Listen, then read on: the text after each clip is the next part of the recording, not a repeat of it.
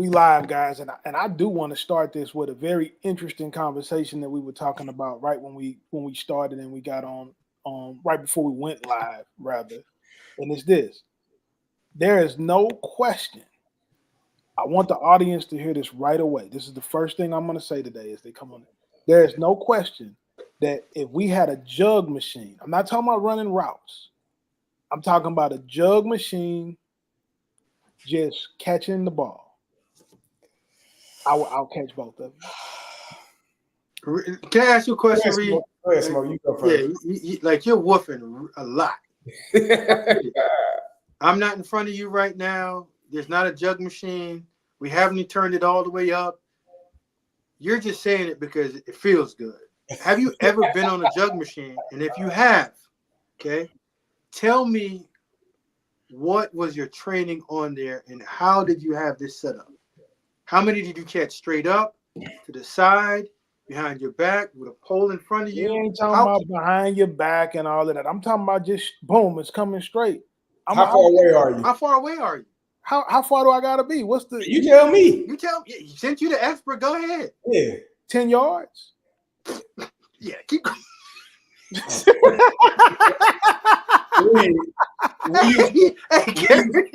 We used to train where we'll put our hands right here on the jugs. Yeah, that so 10 yards is more than enough time for you to make an adjustment if you need it. So what you want me to get right up on it? Whatever we got to do. Yeah, that's what you do. And you let it out. Boom. Yeah. Right here. Right there. Boom. Yeah, easy, I mean. Easy work. Probably sounded. Carey, he probably even had. He probably wore his helmet too, just because he's scared of the guy. Just in case he get through. Yeah, don't wear the helmet. That way you know your hands is good. Easy work on the jugs, no question. Yeah, I beat both of you. Mouth says a lot. Action says nothing. Keep going. Well, you know, I'm a betting man, as both of you know, right? We can actually get the jug machine out and we can video it and we can show it. I'm all for that. You know what I mean? To our people. Reed, being a betting man does not mean that you're winning bets. That just means you love losing. Oh. You know what, Smoke?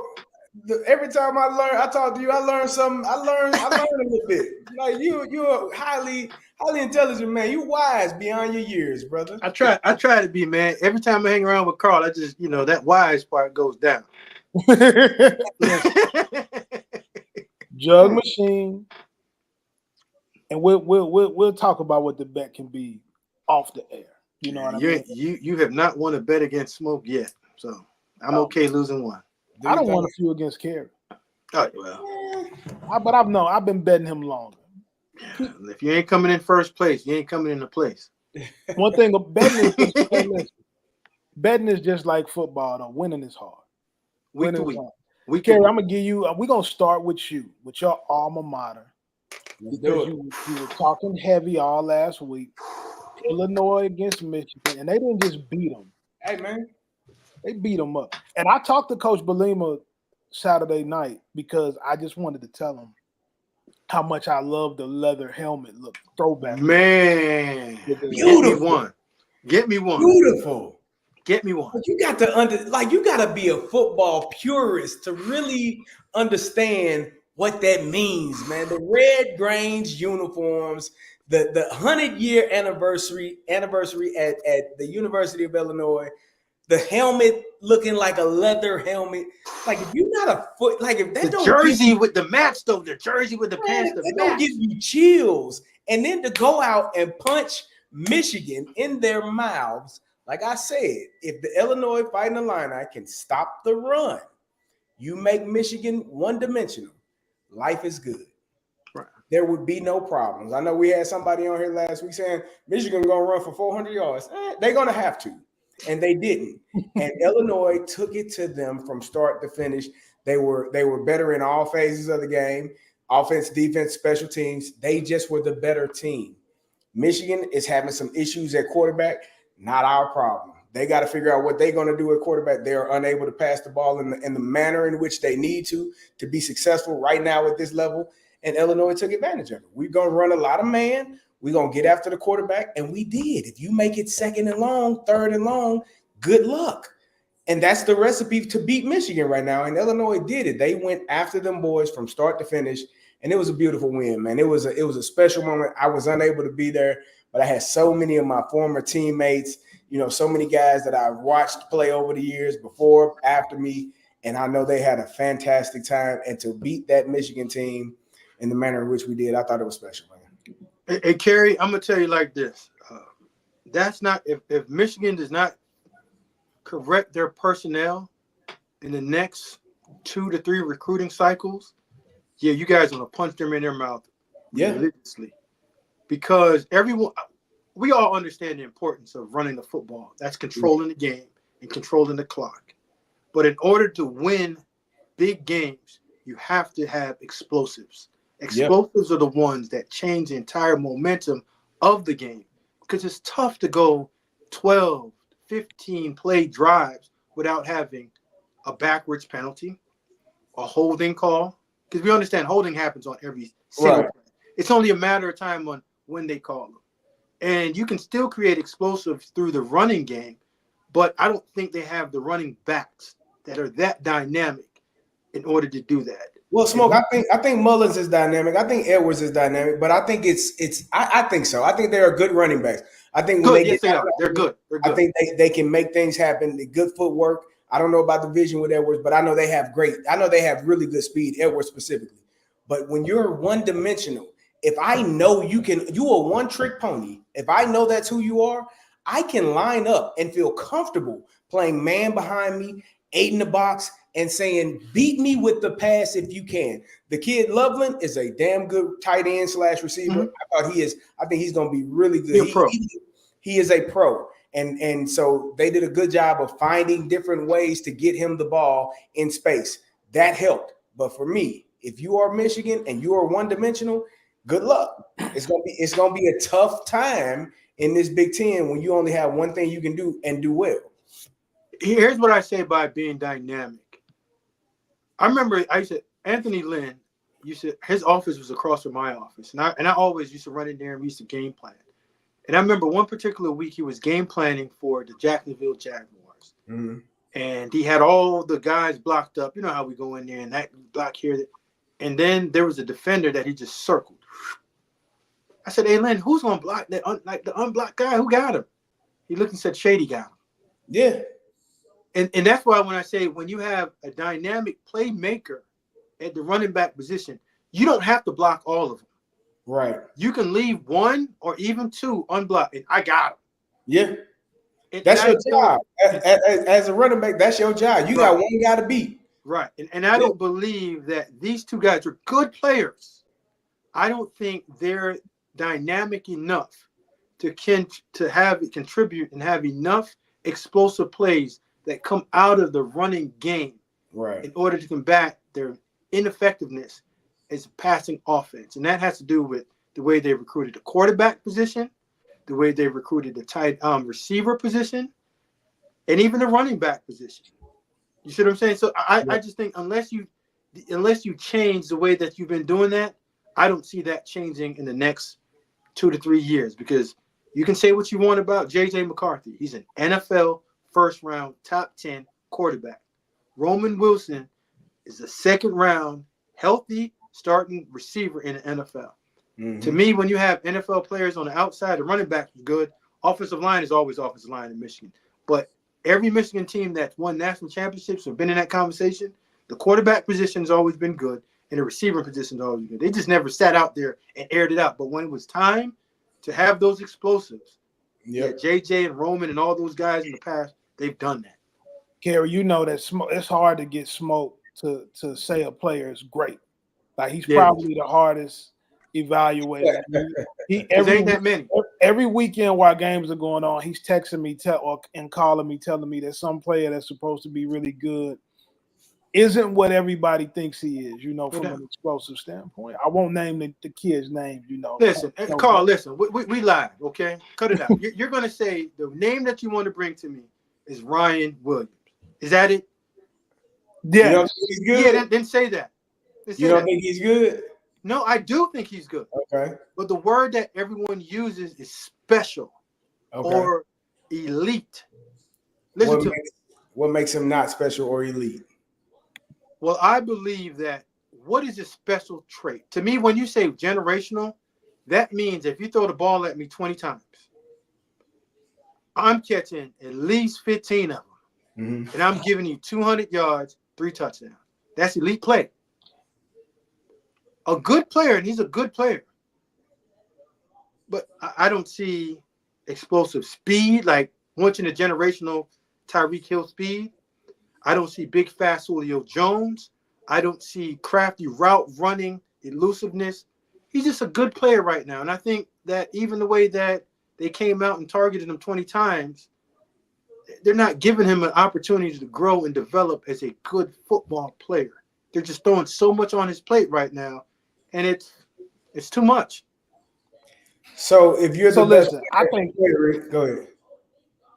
I think Ryan Williams at 17 years old, what he's done in college football so far at this level, I think that he's a special football player, Smoke, and I think the sky's the limit for him. Now we're gonna get into what's really bothering Smoke, Carey, because your alma mater won and had a big game against Michigan. Smoke is a member of the Alabama Crimson Tide, and they have a standard, and Smoke is smoking right now. Not really. He's really upset about Alabama right now, right? He's been mad since the day that Saban said that he was leaving. He's been crushed about it, right? He has not said a positive thing about Alabama.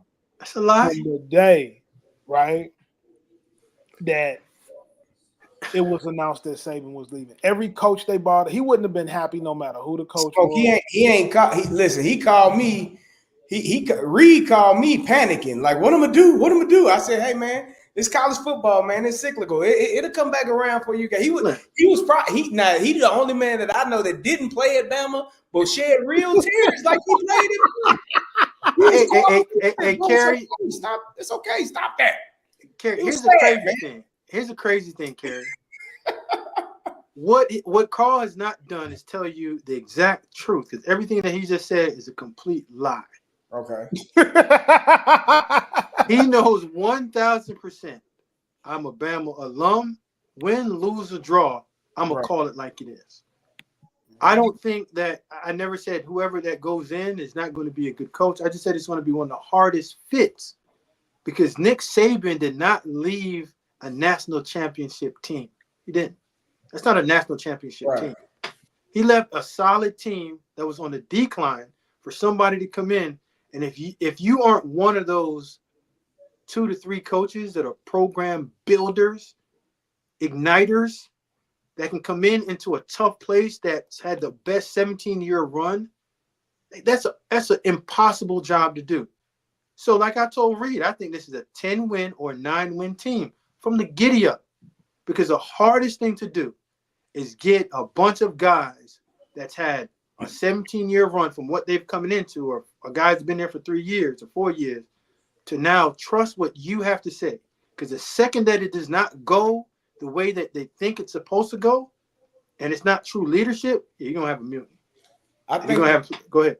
I think Kalen DeBoer, I don't know what his philosophy is or what it was when he came in, but you're not Nick Saban, and you are who you are, right? And I would assume that he went in there and told him, I'm me. Like, this is how we're going to do things.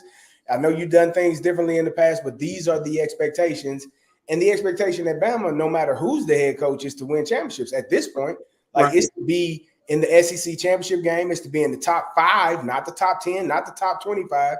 It's to be in the top 5, playing in the SEC championship game, playing in the playoffs, and fighting for a national championship. Right. Like, that's not year one though. Year one is one of the and I think some Bama fans do have to understand that as well. Like, there is a transition period. Oh, they don't understand that. No, I know they don't. They do. They just have unrealistic expectation. There's a level of frustration when you've had so much success over all of these years, and now you're not having the same amount of success. Like, the sky has fallen after 2 losses, right? That's because you have done so much for your program that the sky is, everything is bad because you have a couple of losses. Well, Carey, you know what? It's to me, when you look at it, football is a week-to-week game at every level, high school, college, and even the pros. And it's not losing a game. It's how you lose a game, how you're playing.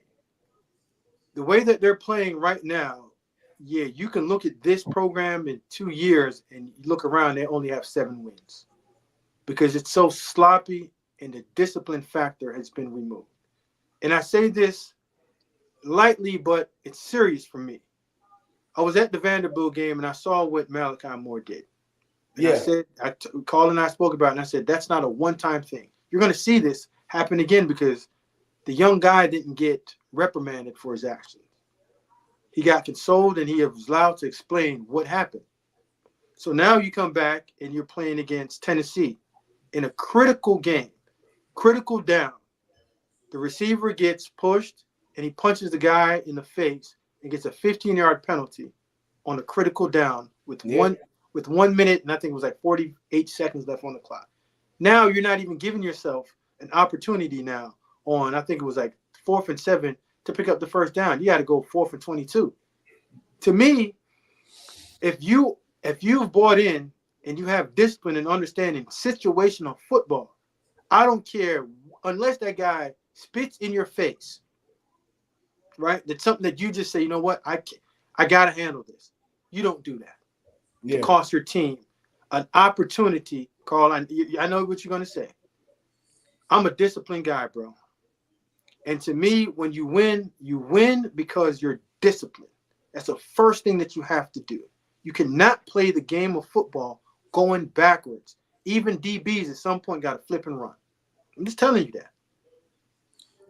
You know, so a lot of people, like we got this comment here from John Albert. He's saying new coach is a super nice guy, not hard on the players about nothing, that is clear for some of the undisciplined plays and players that Carey shows right now. I don't think that you can say that about him. Like, unless you've been at their practices, unless you've been in their locker room, like he's won a lot of games. He just hasn't won a lot of games at Bama yet. And this is his first year. He's been a championship caliber coach at every single level. And it's going to take him some time to get his type of guys in there, to get the guys who believe what he's saying. When you sign up at Alabama to play for Nick Saban, it is an absolute devastating feeling for you when you find out that you're not going to be playing for Nick Saban. It's going to be a transition, right. And it was a lot of people who didn't want to follow up Coach Saban. And so we also know that the transfer portal and NIL had started to eat away at that dominant roster even the last couple of years that Saban was there. I will push back against that, Reed. I know you would, but it's the truth. Like he's a shell of it. It's a shell of itself. The team. I mean, they were in the Final Four last year, right? That's what I'm saying. So Reed, the only thing that I'm gonna push back against you and say is that I've never once said that Kalen DeBoer and this staffs, they're not disciplined, and they're the reason why these players are playing like undisciplined football. This has been happening in Coach Saban's last 2 to 3 years. Go check the numbers of penalties per game. In the last 3 years, it's done this. And you saw players doing certain things that you're like, whoa. And he saw it. And he's like, I cannot fix it the way that I want to. Because if I go in there and I do what I want to do, they're going to get up and leave. So he's the wisest guy in the room. He just got out at the right time. That he didn't go through a 9-3 season or 8-4 season. He left it for the guy that was coming in. So I'm not saying that Kalen DeBoer can't go in there 1 year and ruin it, right? This is not a Kalen DeBoer's problem. This is a University of Alabama internal structural issue that's going on. That you saw trends of this, and now it's just Kalen is just a guy that just fell on it, and he has to deal with it. They've got an incredible recruiting class coming in too, so they've been able to keep recruiting at a pretty high level. Let me ask you this, Smoke. Something that Coach Saban said on, I think it was College Game Day. He said that, and it kind of threw me, and you would be able to answer this better than anybody. He said that the Alabama-Tennessee rivalry is actually the real rivalry, and that the Iron Bowl, the Auburn game, Was In-state. not. Yeah, I've said this to you before, and you looked at me like, oh, no. So here's the thing. When I say something to you, you think that it's like, here's smoke again. Coach Saban comes out and he says it, everybody's stamping it. We all knew in the locker room. I told you, I don't care about Auburn. You beat them. That's a win. Tennessee, back when we were rolling, was a battle. I'm 1-3 against Tennessee. I dislike Tennessee. That's the only team in the SEC that I don't have a winning record against. When they showed up, they had real teams that it was a national championship caliber type game, good on good. When was the last time Cal College, even when maybe 2 or 3 games that Auburn played Alabama really had something to do with what happened nationally? It was just an in-state rival. And we knew that. It's hard to get us up for this in-state game unless you're from the state of Alabama. And guys like, well, my grandma don't like him, my cousin don't like him. So, but other than that, Tennessee was a real game because they had the better players. Can Alabama still compete for national championships every year, Smoke? No. Not with this current model and what I'm seeing. No. And you said every year. No. I think there's going to be maybe one. There's really one team right now when you look at their roster and you look at the way that they've built it up for 3 to 4 years. And I said this to you earlier. What Georgia is right now, Georgia's that team. What Georgia is right now is what Alabama was in 21-22. That they're the last of the dying breed of the middle and the back end of their roster, still really good. That if their front guys leave, all they're doing is bumping guys up and you're getting the same ads. And you saw that on Saturday when they were rolling those defensive linemen out there. And you're like, man, where's this one coming from? Where's that linebacker from? Loaded. But in a matter of the next few years, you're going to see that keep getting depleted because of, and it's not because of NIL, is the ability to truly evaluate top tier talent and not pay for top tier talent and just being a hoarder of talent. That's what Georgia, Clemson, Ohio State, and Alabama has done for years now. Now players have the opportunity to go to other places and get the same exposure, get the same notoriety, and play with the same caliber of players. I think that's what has changed the college football landscape more than anything is NIL, transfer portal. I don't have to sit at a certain school, be a 4 or 5 star, and sit behind other 4 or 5 stars. I can go elsewhere and play right now. And I think that's why you're seeing more parity. I think that's why week in and week out, you're seeing the top teams lose. You don't know who's going to beat who because the field is – the players are more spread amongst the field as opposed to one particular place and being locked in that spot.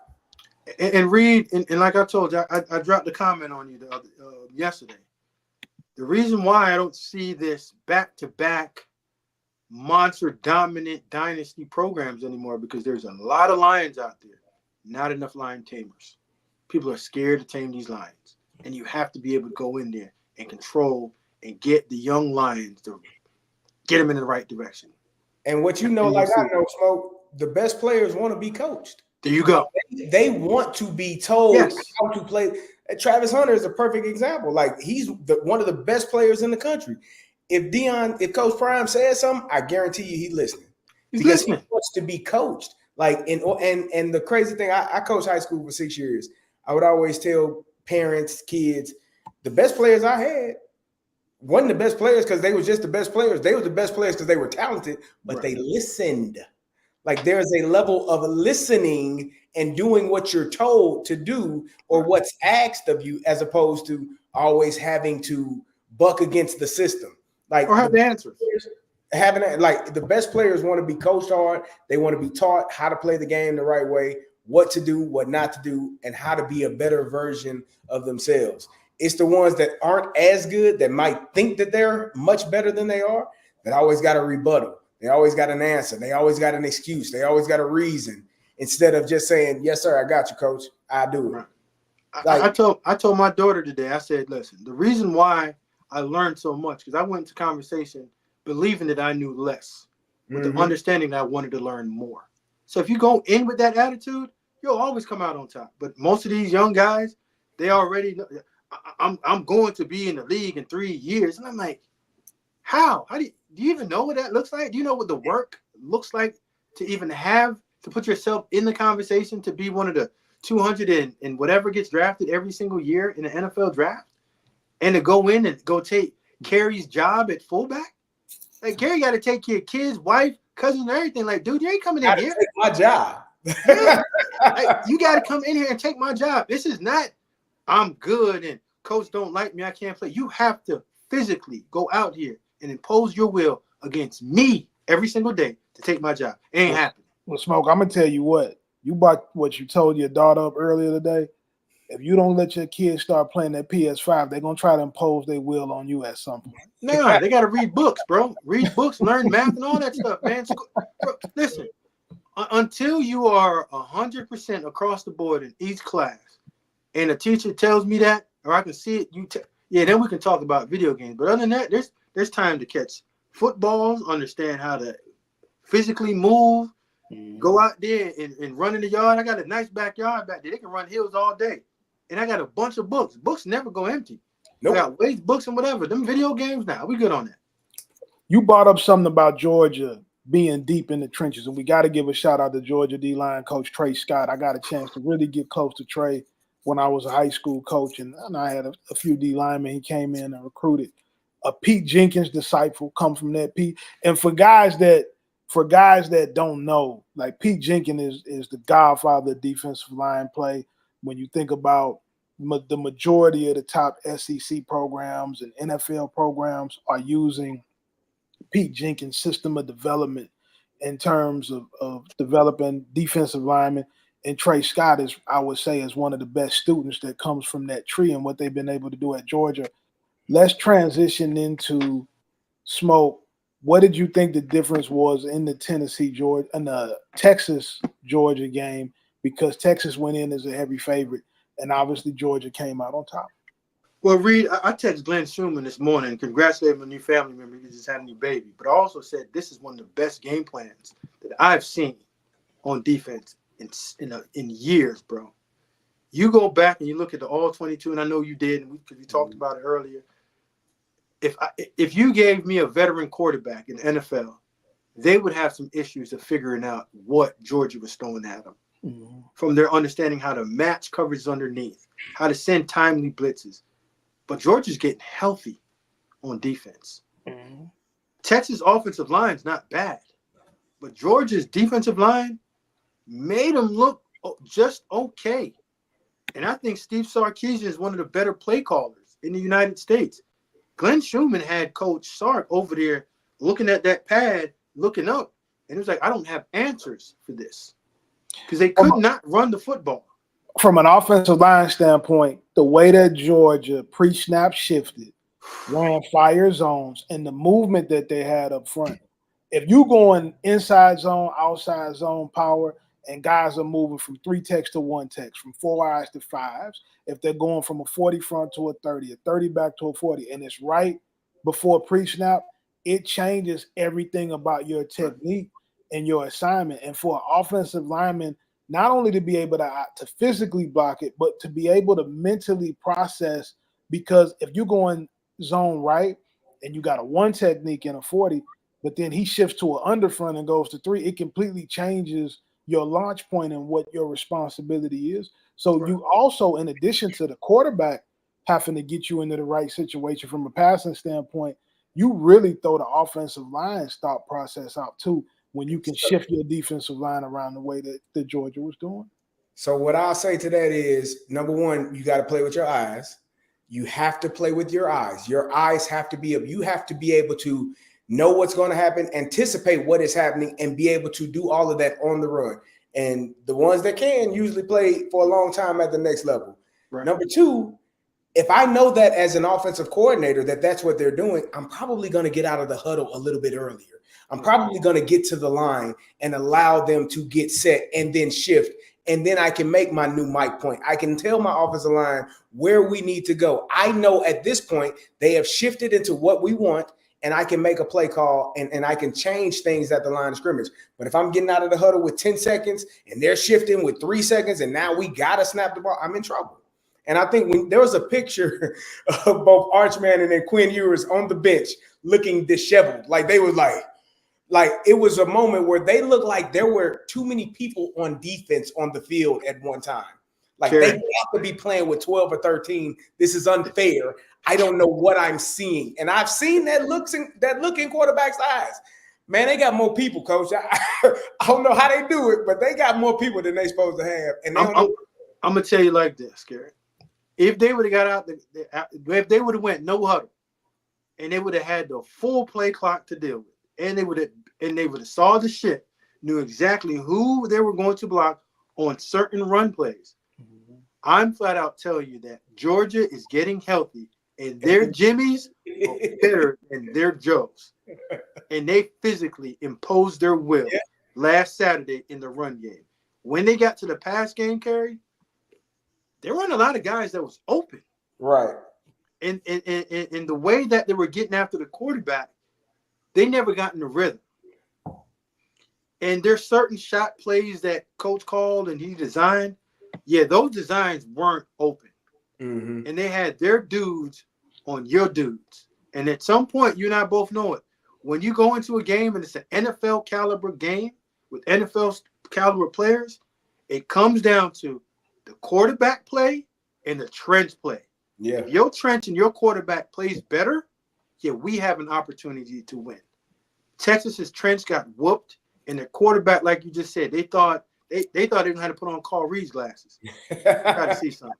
Because they were I told Carl today when I spoke to him earlier, I said, Reed, there were 3 or 4 plays that I had to go back and just pause it and look at it from the end zone angle, from the sideline angle, just to figure out what Glenn Schumann and Kirby cooked up.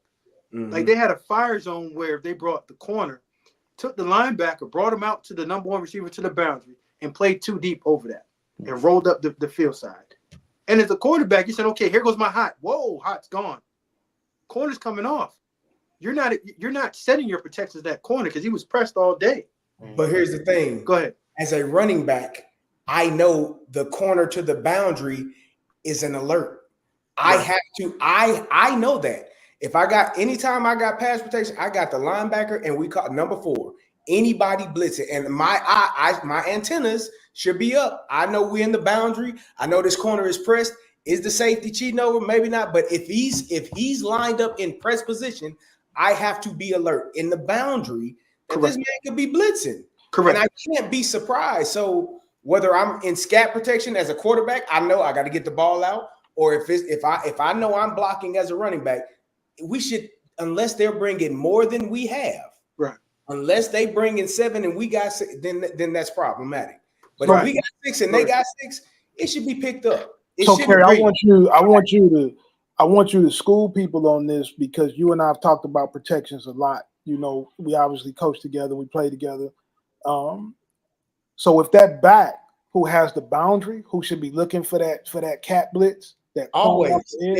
What does he do? Where does his read go if he's offset to the right to the field side? So if he's offset to the field side and I'm checking, I have number 4. That's any safety, any corner. It doesn't matter where he's coming from. Normally, if I'm the back and let's say I got the mic backer, the mic drops. As a running back, I am taught, I am probably the last read anyways. Why in the hell am I rushing to get out? I got chip protection. I can help my offensive lineman. I need to make sure there's no other safeties or corners blitzing. I am not the first read as a running back. I'm more than likely the last read. So before I get my butt out of the backfield to go help and check down, I need to make sure everything is secure. So if there's a corner blitzing, eyes. That's what I just said with the offensive line. You play this game with your eyes and your feet. It's not about anything else. I have to see everything that's going on, and I have to move my feet to that position and be in the place where I need to be. If a corner is coming off the edge unblocked, then that's probably on the running back or on the quarterback for not knowing that the ball needs to come out hot. Right. And people get so mad at offensive line play. Oh, the O-line ain't blocking. The O-line ain't blocking. Nah, they brought more than they could block. The quarterback needs to know that the damn ball, the quarterback and the receiver need to know that. Get the damn ball out. Every time people blame the O-line, automatically know they always blame the O-line. If they blame the O-line, Reed, you Carey and I, they don't know football. And like you said, Carey, if you can just touch on the running back's ability to scan from Mike, Will to either the deep safety to the corner. So he got a 1, 2, 3 rule. So if he sees disappear, tell them about how they get their eyes back for young guys that's listening right now. So as a running back, first thing, and I was taught this by my running back coach, and this was some new information. I read the safeties first because the safeties tell you the story. The safeties tell you if that safety walks down, we would say he just unlocked the blitz. That means because he's not walking down for no reason. He's walking down either to cover somebody, to unlock the blitz for another person, or he's coming down to blitz himself. So I'm looking at the safeties first and foremost. I'm looking at the alignment of the corners. If they're pressed, we in the boundary. Okay, that's an alert. My antennas are up. I know I have my man. Boom, boom. They got out of there. My read takes me to the next level to know exactly what's going on. And if I'm not reading that, if I'm in such a rush to get out of the backfield, I don't have to be. Right. I do not have to be. I'm the fifth read. More times, I'm the fifth option. Right. Why the hell are you in a rush? Now, down in distance, game time, like that might, if everything's dropping, boom, I can get out because I know I'm a viable option in the pass game.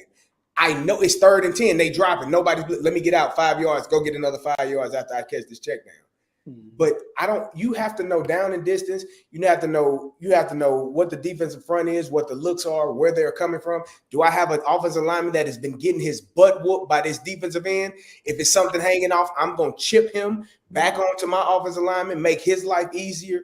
Like all of those things take place in the backfield. And if you are not aware of what's going on, you're putting your quarterback in danger, man. I'm going to give y'all a quick story. My rookie year was in Indianapolis, and my running back coach, Rand Carthon, were rookies. Rand is the GM for the Tennessee Titans. That's my dog. Man, Rand, yeah. My man. We're sitting in the meeting room with Coach Gene Huey. He has a picture of Y.A. Tittle on his wall, and the picture of Y.A. Tittle when he got blood streaming down his face. He's on his knees. He's right by the goalpost, and he looked me and Rand in our eyes, and he said, "Let me tell y'all something. If number 18 ever looks like that because of something you did or did not do, you will be out of a job and I'll be right behind you." Number 18 is Peyton Manning. Oh, yeah. So if number 18 is bloodied on his knees in pain because you didn't do your job, you're going to be looking for another job. And it probably ain't going to be in the NFL. So pass protection from the running back standpoint is that important.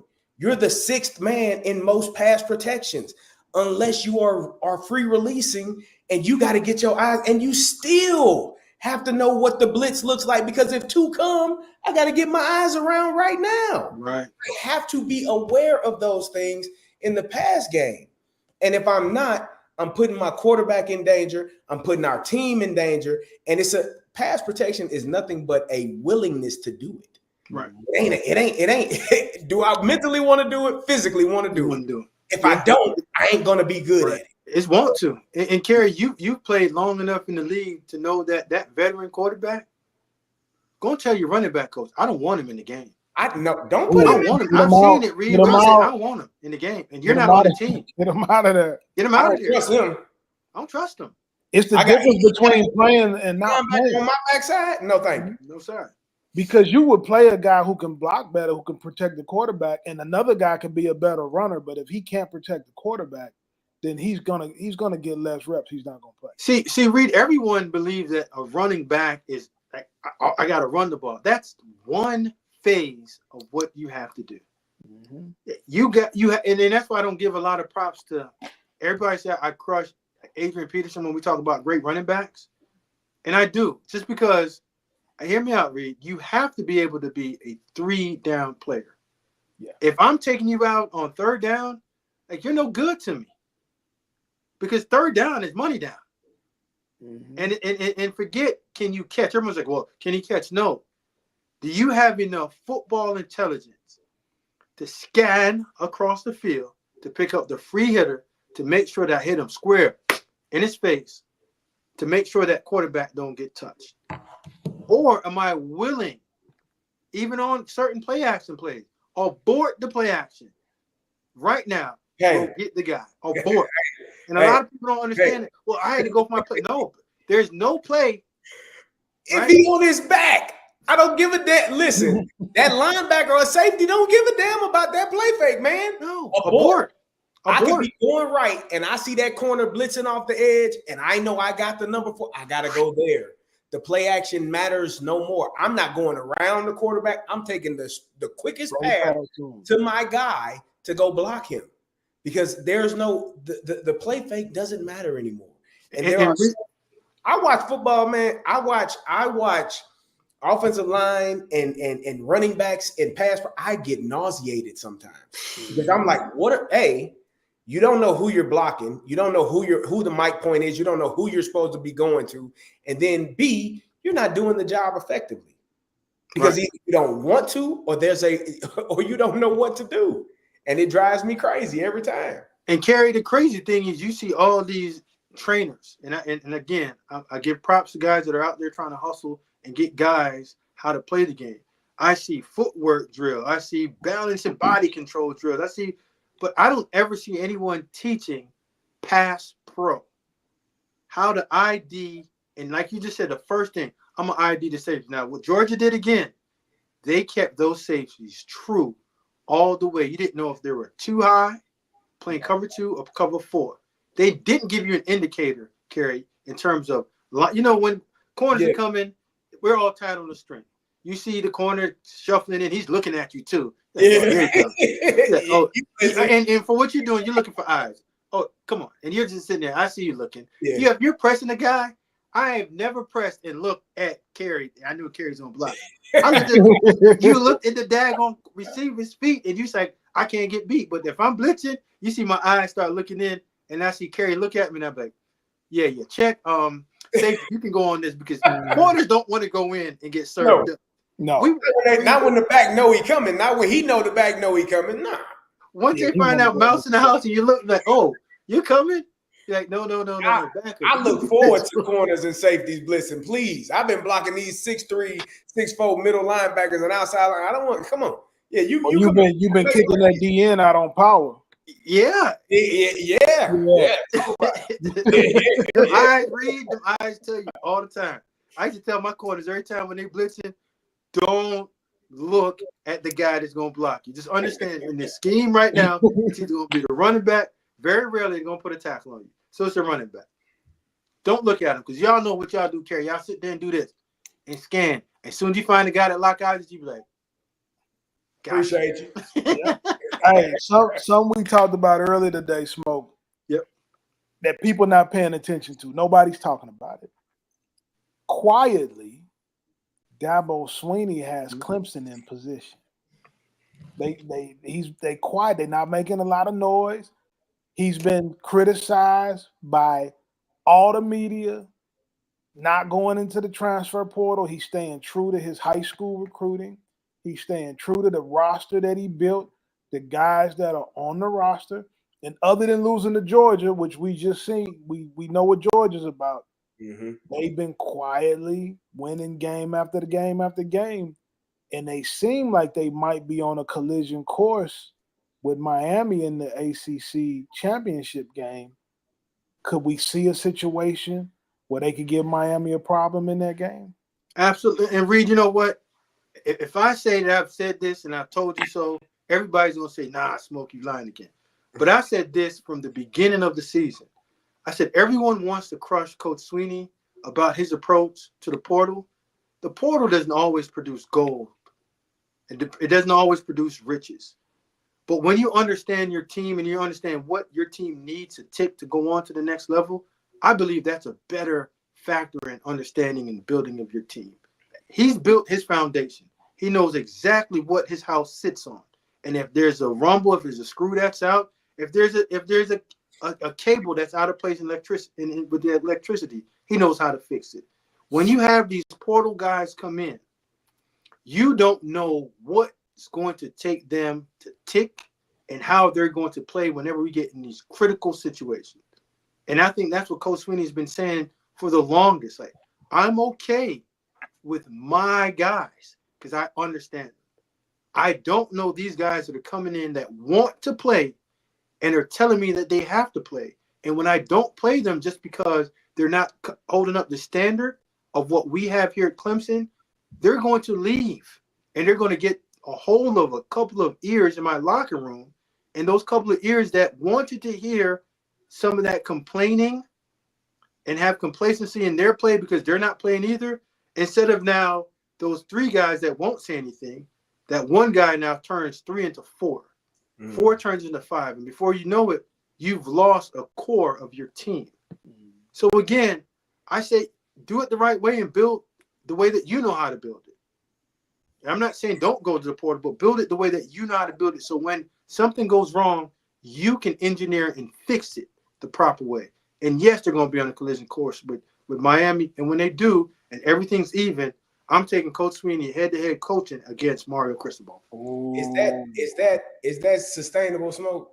Like, because at some point you're going to have a huge class that graduates. You're going to have a bunch of guys that leave, and you're going to be looking at your roster, and it's going to be kind of young, and you're going to be trying to So are you saying with that mindset, Dabo Sweeney understands that and saying, yeah, this might not be our year, but next year will.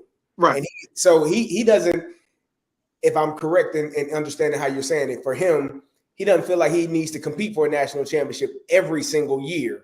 Right. He's gonna let the course run and let the classes run how they should, and have guys that are under their tutelage, under their program, understand how they do their business as Clemson Tigers and what it takes to be a champion.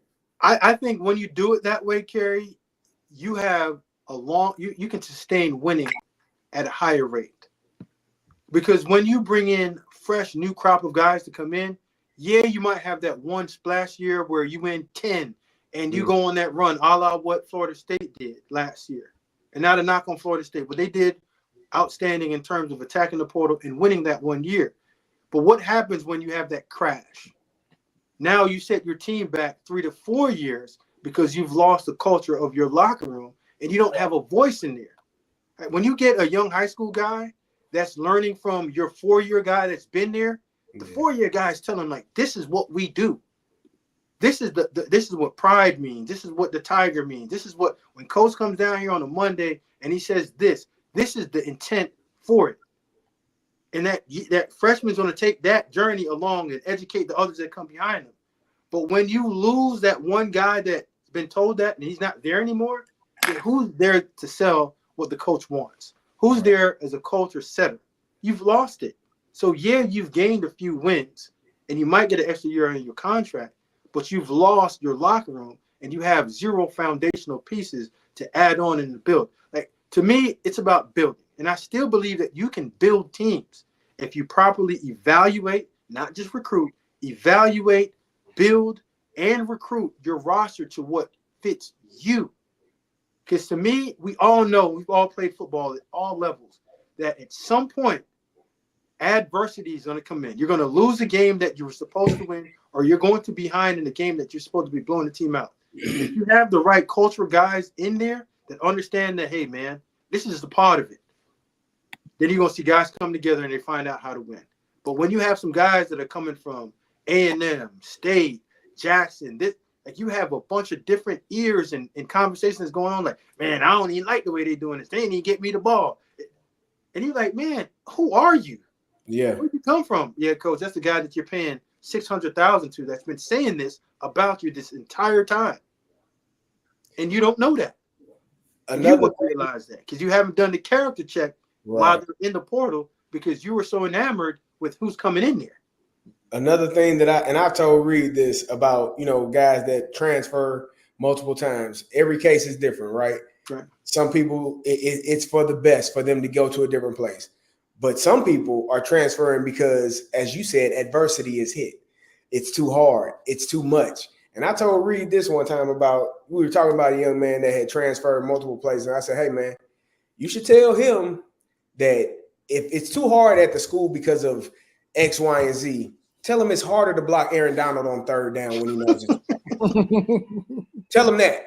Right. Because if you think this hard, Block him on third down when you know it's a pass. Block TJ Watt on third down. Block James Harrison or Ray Lewis when they know it's a passing down and you got to get the ball out. It's a battle. Go ahead. It's a battle.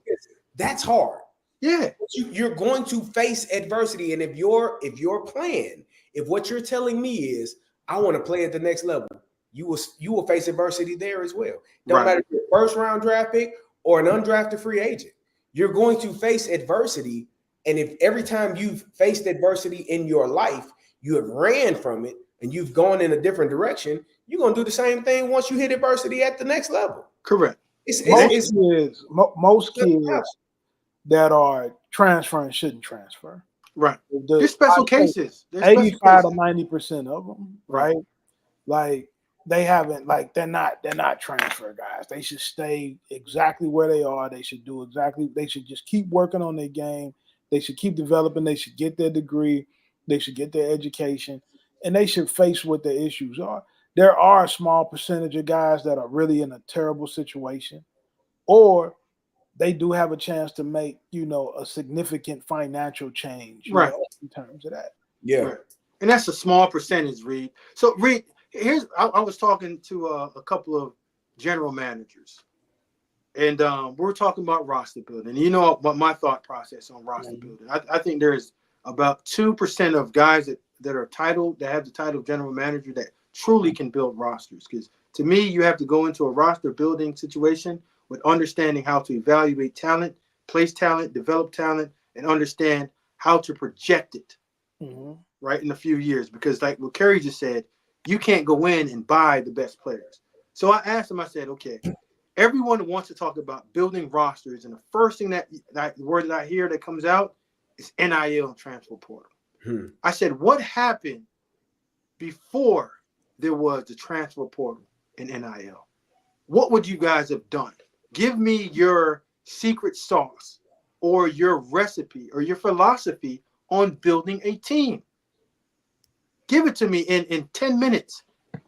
And everybody was saying, well, the collective has to. Bro, let's remove the collective. Remove the collective. Well, the transfer. Okay, let's remove the transfer portal and just tell me, how are you developing the offensive line, the trenches? What's your process of evaluating your quarterbacks, not just quarterbacks? And where do you see the trajectory of your roster in 2 years for you to go in and say, okay, head coach, personnel staff, this is the reason why we're attacking this area? Because I've seen a trend that offensive linemen out of, let's say, Pennsylvania, Boston, have given places like Boston College, Pitt, and Penn State an opportunity to win early just because they've been battle tested for so long and they understand how to play Big Ten ball. So that's where we're going to put a lot of our recruiting sources and evaluation sources in those two areas. Where are you coming up with those analytics for me to understand how you're doing it? If it might be a former guy that played for the Patriots or something that's doing a great job training offensive linemen in that area and getting them ready to play. All of those things matter when you start talking about how you're going to build your roster out, identifying who's training, identifying who's developing some of these guys. There's certain high school programs. There's certain 7-on-7 coaches that do an excellent job preparing and developing guys to play football. There's certain edge rush guys. So you got to know that, we talk about this all the time, Smoke. Roster construction and it's just not about recruiting the player and building the relationship with his family. You got to be able to evaluate. And at a high level is a different thing. Right. At a high level, Reed, not just of a level of just saying, well, there are 5 to 10 schools that can go get whatever they want through collective and just through notoriety, and you're going to come play here because this is what the school says. But the rest of us, you have to be able to build that out.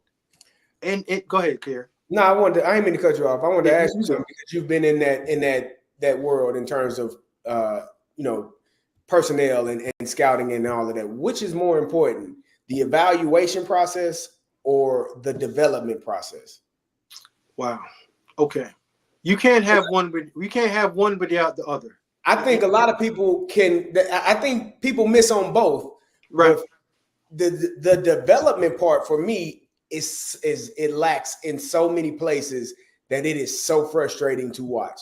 Right. So when you're looking at a kid, are you evaluating them saying, okay, we can tweak this, or he has to be ready-made and we don't want to develop? What's the if you were given percentages, what's the most important in aspects of getting a kid on your campus? So this is where I tell people that I just don't evaluate players. I evaluate staff as well too. Because if I have a good coach that understands player development and can give me a recipe, just like I asked the personnel guys, I asked the position coaches, give me your manual for how you're going to develop a kid like this. And I got to know who my coaches are in order to evaluate and get them the players that's going to fit into the program or fit what they can do well. There are some coaches that aren't really good developers, but they're good coaches. So I got to get them the ready-made guys that can go out there and play. And I might have two coaches that I can give them some guys that are talented in terms of their skill set and their physical skill set, and they can get them to play in 2 years or a year just because of their training and their developmental outlook for those guys. So it's a combination, Carey, honestly, of understanding who your staff is, where you're at, and the type of players that you can get to fit. And that's the whole entire ability to build a roster. Right. It's just not recruiting and saying, well, I'm going to go get Carl Reed because he's a good guard. Well, Carl Reed needs some on-the-field training. Yeah. And also he needs 2 years of off-the-field training to get him to play at this level. My O-line coach don't got that in him. He's a rah-rah guy, and he can come there and he understands how to really scheme guys up. He's not one that can create, develop, motivate, and get those guys to play at the highest level. He can't get average to good to elite, and elite to great. Right. You see what I'm saying? So you have to be able to evaluate people, just not players, to consider yourself a manager of a roster in a team. One of the biggest disconnects, Carey, in the recruiting space and the roster evaluation space is this. People ask me all the time, why are the rankings never matching up to the on-field production? Well, I got to be honest, that's not true. The position of 4-star rankings has the most guys in the NFL. That's the truth. But when you start looking at some of those hard finds, you also have to look at the coach's willingness to adjust his system to the talent. Most of the positional misses come because in recruiting, guys don't pay attention to systematic fit. A 5-star and even a 4-star guy, they think they get recruited by everybody. And when they're looking at making a pick for schools, they're not making a football decision. They're making an NIL decision. They're making I like the cheerleaders decision. I'd rather be with Nike. I'd rather be with Adidas. But you're saying this guy's an edge guy. Well, what does that mean? Is he a 40 front edge? Is he a jack in a 3-man front? Is he a 4-eye? Is he a 5? Right? Is he a wide 9? All of those things come into play when you start talking about how does the kid fit into the system. But then you might have a 2 or 3-star guy. Well, he only has 2 choices, right? So you might have a school who says, I'm going to take this guy here as a slot receiver. He's going to always line up to the field, and he's going to always run slant, post corner, or key screen, right? And he takes those 4 routes, and he perfects them, and he ends up catching 88 balls for 1,600 yards, and the productivity gets him into the National Football League. So when you're talking about development, when you're talking about talent identification, you also have to talk about your willingness to adjust to what this kid's specific skill set is. Because most college coaches think that they can get them to do something that the high school coach couldn't. And then they find out the high school coach didn't have him doing that because he can't do it, right? And so now we have an issue in how we're evaluating talent and how we're going to use this guy in our system from a football standpoint, from a schematic standpoint. So that happens all the time as well. So we got to be able to not just identify the talent and develop it, but we also have to be flexible in how we're going to mesh that into the system that we're going to use to play. Carey, you've played for one of the better organizations in football history, Pittsburgh Steelers. There's a reason why they're so consistent. They know exactly what fits. They know what a Steeler is. Every player that comes in there, you know what the history is. You know what the head coach is going to look like. You know what's going to be demanded out of you on Sundays. And Monday through Sunday, you understand what the community wants. Just like the Baltimore Ravens. There's a reason why you see those teams, and now you see Kansas City. They're at the top of it because the coach has been consistent. Management's been consistent. Personnel's been consistent. So they know exactly what I'm looking for. I think I was watching the game last night, and they were on the broadcast, and they were talking about how in Pittsburgh, you know, how hard they practice. We practiced. Like, this is before the CBA, man. We was in full pads every day. I got a Victory Monday shirt on. So for those that don't know what Victory Monday is, that's after a Sunday win late in the season. You don't practice on Monday. See you Wednesday. You get Monday and Tuesday. Tuesday is always your off day. You get a Monday and Tuesday off. Miami, here I come. Yeah, you get a Victory Monday. So normally in the NFL, you know, week 7, 8, 9, pads come off. Like, you're not in full pads. Mike Tomlin had us in full pads into the playoffs the year before we won the Super Bowl. Like, that's just what he is. So they were talking about his mind frame and how they go after it in practice and how practices are in the tempo. And they asked him, do you lose out on free agents? Because he said, yeah. And he said, but I don't care because we don't want them here. Like, if that's the standard, like, if you're not willing to work, I don't want you. Right. Because when you get here, all you're going to do is complain. It goes back to what you were talking about with that one kid in the locker room that is starting to spread that negative message amongst 3 or 4 or 5 kids. And now you got a small mutiny on your hands. So the mindset is we are going to work. If you don't want to work, you don't got to. You just can't do it here. And so that's the mindset, and that's the stability that you talk about. And that is the leadership that comes from that organization. Like, and everything starts from the top down. So, you know, it's just a mindset. It's how you go about your business every single day. We don't have excuses. Like, you either made the play or you didn't. Nobody want to hear the excuses, bro. Like, we got business to tend to. And this is how, especially at that level, it's how you feed your family. Right. I can't feed my family off your mistakes and your errors. Like, I can't feed my family because you don't know who to block or what coverage to be in or where to align. Like, I can't. So I can't have you here. And that's the higher you go up, the more stress is put on everybody and the more pressure and the higher the expectations. Every single snap, you have to be dialed in. And if you're not, if you are a person that is unable to lock in for more than 2 minutes, 5 minutes, 10 minutes, you're probably not going to make it at that level because the expectation is that you have to be dialed in. And you see the players that are not. Correct. They don't play long. No matter how talented they are, they don't last long if you cannot be locked in and dialed in. Like, it's just, and that's every practice, every film session, every weight room, every time you eat, practice, like every part of it is you're dialed in until you're not. I think we got to be, I think one thing, though, that we have to acknowledge to the viewers and to people out there that don't understand it in the way we might, I think that we always have to be careful when we compare college to the NFL. Mike T can build that kind of program in Pittsburgh because he chooses the players, right? But when you're dealing with college, you choose the players there. I told you, you choose the players there. Changing, Reed. Oh, the players choose the coach in college. That's the difference. But you also so hold on, because Carey, now hold on, because you know this. The kid can choose a school, and the school can say, "Nah, I don't want him. I had another guy." But we're not talking. That's low hanging fruit. We're talking about the best of the best. It's a mutual agreement. We talking about at the championship level. Reed, and this is my pushback against guys that believe that.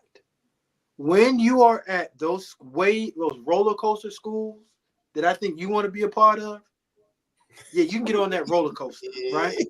Carey and I are disciplined, consistent guys that understands that you win in a specific way. And I'm not saying that you only can do it, but winning takes, like you said, discipline and consistency. Yeah. When you believe now that they've thrown in NIL opportunities, and we know that every kid does not need or his play doesn't say you need to play the kid to come to your school. But when you are at a specific school, when you are evaluating a kid, you are also evaluating the fit for this young player. And even if he's the best player, like Carey just said, Mike T just said, I've been a part of organizations who say he's not a fit for us, so let him go. Yeah. Everyone might think that he's going to be able to change the way that the game is being played. Look at what Andy Reid, and I don't need to jump on. Look what Andy Reid did a couple of years ago with the Cheetah. Yeah. Right. Cheetah is a generational talent. Period. Great. Elite. But they looked at him and said, hey, you know what? We can do better without you just because of what you bring. Because you are bringing the main guy, which is Patrick, down. I can get some other guys in here to help. I think that was a financial decision. They didn't want to pay him to that level. But again, that's a part of it. If I am paying you this much money, you have to play and conduct yourself in a certain way. Are you going to adhere to that? And if the answer is no, then we can't pay you. The same thing Pittsburgh did a couple of years ago with their receiver. If TJ Watt says, I want this, pay him. Hayward says, I want this, they pay him, because those are cultural guys that bring more than just production on the field to your organization. And you can build with that.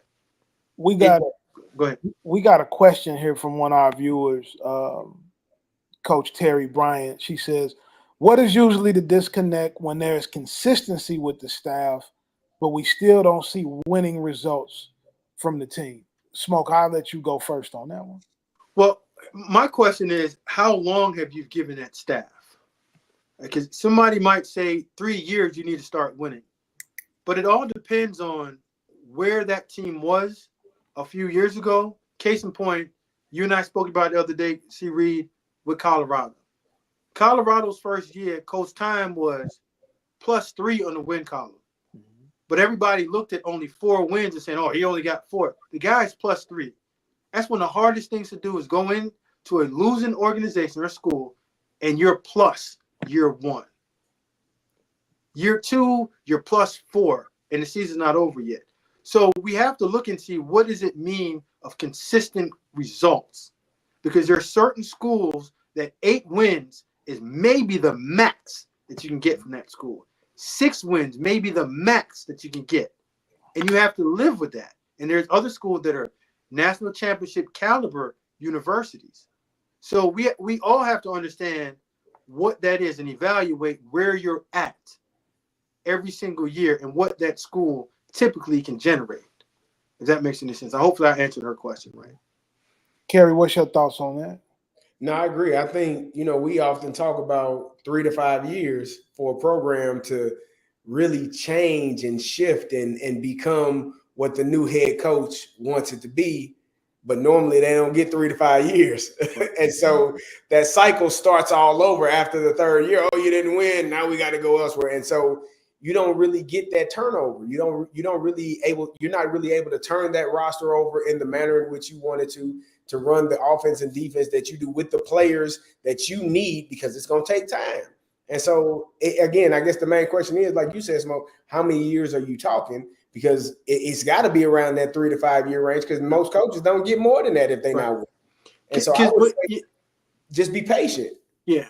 When you look at it, year 1, you have to go in and you have to win over the players in that locker room. And if you're in the current model that you're in now, Reed, you can do the Bill Parcells, Bill Belichick trick by bringing your most veteran leader into that locker room to infuse what you want culturally to speed up that process now that we have it. Year 2, now you're looking at it, it's like, I got my culture somewhat set, but I'm also bringing in a new cast of players in. So now we're building on how to play and how to operate the way that we want to. That's not necessarily saying wins, but that we're going in the right direction because we're building. Year 3, you should start seeing production change in terms of wins and losses. Year 4, now we're turning this thing over. Year 5, now we should be getting at the clip of where we should be at to sustain the model that we're building. And that's where I don't believe a lot of people understand what building is. Building is like turning the team over year 1, year 2. It's a cultural build that you have to be able to sustain that over a period of time. And you need buy-in from everyone. And we all know that most teams, when you get a new coach, that locker room's in shambles for the most part. They spend the first year fighting with you. Because you tell them that we're going to run and you got to get your feet back on the line. They saying, man, when we had a coach here, feet didn't even matter. We dressed the way we want to dress. So you're going over the way that they dress, what they eat, their conduct in the locker room, how they address the coach, new terminology and playbook. So you're starting over from the baby stage. Mm-hmm. You see what I'm saying? So go ahead. I think too, what is the expectation of the school, right? Like Terry said here, it's been 12 years, I guess, at the school that she's talking about. And when you look at it, what's the expectation? 7 wins will get you raises in some places, but it'll get you fired in other places. Correct. Right? So a lot of times when you go to firing coaches and you saying, I want this guy out of here, there's coaches that we remember back in the day when Tennessee wanted Phil Fulmer out of there. Their program has never been the same. They're just now, almost 20 years later, getting back to being relevant again in the national scene. Right. So there's not a lot of great coaches out here. So sometimes you got to be careful of what you ask for and how hard some of these jobs in these places are to win and recruit. And they have poor recruiting bases. They don't have the talent and they don't have the resources to get some of the guys they need. And you want to change for the sake of changing. I talked to a high school athletic director the other day who was talking about making a change with his position. And I say, I'm okay if you make a change. Just tell me who we're going to hire, right? Tell me who you're looking at in terms of who can be the coach next. Because if you make a change, you better have a plan for who you're going to go with, how you're going to how he's going to fit into your school or your program, whether it's pro, whether it's college. So you better be sure when you're making that decision on making a change, you better have some idea who you're going with. Before we jump off of college, right? I do want to say there was one more win from this weekend, and I'm not going to spend a lot of time on this one. I'm just going to mention it, and I'm just going to tell you people who were DMing me and calling me and texting me that I'm coming. Right? I'm coming. I'm not gonna do it now. I'm gonna wait, right? I'm not gonna jump on your back now. All right, but I'm gonna be on you. There's 1 or 2 guys in particular that are gonna they're gonna need to block me from social media. They're gonna accuse me of cyberbullying, right? But we'll be talking soon. Smoke and Carey, you know what game I'm talking about. I'm not Reed, here's what I'm talking about. You got to stop throwing these subliminal messages out. That's not subliminal. Everybody know who I'm talking about. Everybody Well, you say everybody and Smoke don't know. So you know who we talking about. What we talking about? Don't lie to the people. The University of Colorado is 1 game away from bowl eligibility. Shedeur Sanders is playing lights out. Travis Hunter. But most importantly, the defense has only given up 43 second half points. Rob Livingston and the defensive staff, Warren Sapp, Damian Lewis, Gabe Lynn, those guys, Kevin Thurman, right? Dancy, those guys are doing a great job. So let me ask you a question, Reed. So why can't you speak the truth and say, why isn't Coach Time in the conversation for Coach of the Year? Yeah, you can say that has nothing to do with you being wrong. I just actually heard that conversation this morning on ESPN. Yeah, so I think people are discussing it if they continue to win in the rate that they are. Reed, we broke it down and said he did a mastery job of getting the correct guys to follow him to Colorado to change this around in 2 years. he understands people, he understands place, and he understands the opportunity that's at hand, and he's taking full advantage of it. Is it the way that some people would have said he should have done? Matters none. The proof is in the pudding. They're winning games. They're one game away from being bowl eligible. The atmosphere, game days change. The campus has changed. You're having sellouts. We're talking about Colorado, and last time I talked about it was Cordell and them boys was out there playing, and they were running triple option. Now we was in high school. We both had high top fades, braids, and dreads. So I think it's all right. Just like I give my man Clark Lee props. I told you I'd give him my vote for Coach of the Year right now in the SEC. I saw the original team that he inherited. I was up there, and I talked to him. I thought he was in trouble, right? And then they did the roster flip. It happened shortly after that, and now we are what we are. It was no way he could have did that. But like I said, I'm not going to spend a lot of time. Now, you talking about back in your high top fave, we got a comment here from a viewer. They say the guy in the middle, that's you, Carey, looks like the evolved form of the guy in the red. So this is like, I guess what this guy is saying is like, you like the caveman smoke, and then Carey is the more refined. No doubt about it. Listen, bro. At the end of the day, I didn't say it this hard. I didn't say it. Both cavemen. I didn't say it. He said it, man. You know, he said it. I didn't say it. Hey, Reed, listen to me. A lot of people don't take that as a compliment, but that's a beautiful thing. If somebody is comparing me and Carey together, listen, man, we are 1%ers in the world. So that guy is 110% correct of pointing out two 1%ers. Rarely do you get a guy that can understand greatness like that. Shut up. You know what? I couldn't have said it better myself, Smoke. I appreciate you. You spot on, brother. So I got a couple more things we need to touch on. I got a call from a high school coach the other day. He's kind of upset. I won't say his name out loud.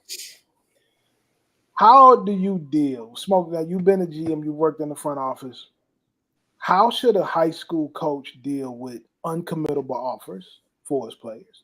And how should the player look at that? The first thing I would tell all high school coaches and high school players, remove the emotions out of the decision.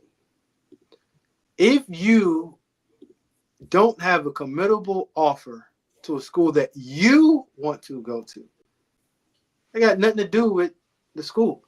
But if there's a committable offer on the table for you to accept that wants you, you have to now look at yourself and say, okay, I'm not as good as the school that I want to go to, but there's plenty of schools that want me. I'm going to go to the place that wants me, not who I want to go to. And that's simple as that. Whenever I talk to high school coaches, how comes you guys don't give a committable offers? Well, there's a checklist of things that your guys have to do. I got to see you on campus. I got to see you perform X, Y, Z, and you haven't done all of that. And then you aren't at the top of the list of committable guys. Right? There's a reason why it's not committable. Stop fighting it. You can go to state college. Maybe the main school is not for you. And in 2 years or 3 years, after playing real well, level up and come on. But just live with who you are and where you're at. Everyone wants to be a 5-star. Everyone wants to play at the marquee school. Well, there's only so many marquee players. You might not be one. And if you don't have a committable offer, you're not there yet. Live with it. Move on. You'll be all right. I think that's one of the harder things. I've been a high school coach, right? And I think that's one of the harder things to get a player and their family to understand. Like, it's not just the player that you have to explain that to, it's the family as well. You all have to understand it's not committable because you need to know where you are on their list, where you are on their board. You might be the 5th outside linebacker, and they're waiting on one of those other 4 to tell them, especially the number 1 or number 2, whether or not they're coming to them. And if one of those other guys, reason why it's not committable, because they're waiting on somebody else. More than likely, that's the harsh truth. Like that's the part that you probably don't want to hear. How do you change it? With your play, with your grades, the things you can control. You can't control where you are in their eyes unless you control what you do on that field and in that classroom. Take care of that business. And like you said, Smoke, at the end of the day, go where you're wanted. Because if an opportunity comes up, you go to this FCS school or this group of 5 school or this lower level, what you deem as lower level, and ball, you might get a chance to go play against that team that you wanted to go to and show them, you know what? Y'all should have got me when you had a chance. So take care of the business that you can. It's probably one of the most difficult conversations is getting those young people to understand, hey man, they don't view you how you view you. Right. So you need to go where you're wanted, right, and where you're appreciated and where you're respected, and go ball. Because if you that good, I guarantee you're gonna ball wherever you are. Right. And Reed, it's cool. Like I used to give my guys a model all the time. I just want to go to D free. It wasn't D1, 2, or 3. D free. I just want to go to school for free, and let the rest take care of itself. Because typically, your play, who you are, it's going to explain where you could go and what offers that you have. And if you're going to your senior year and the offer is not committable, dude, read the writings on the wall. You ain't it. If you calling the position coach or the guy that's been recruiting you all this time, and he's not picking up the phone, and you're asking him the straight up question of, Coach, if I called and I wanted to commit right now to your head coach, and they're saying, well, let me see your first 4 games. Listen here, buddy. Let me break down that conversation to you.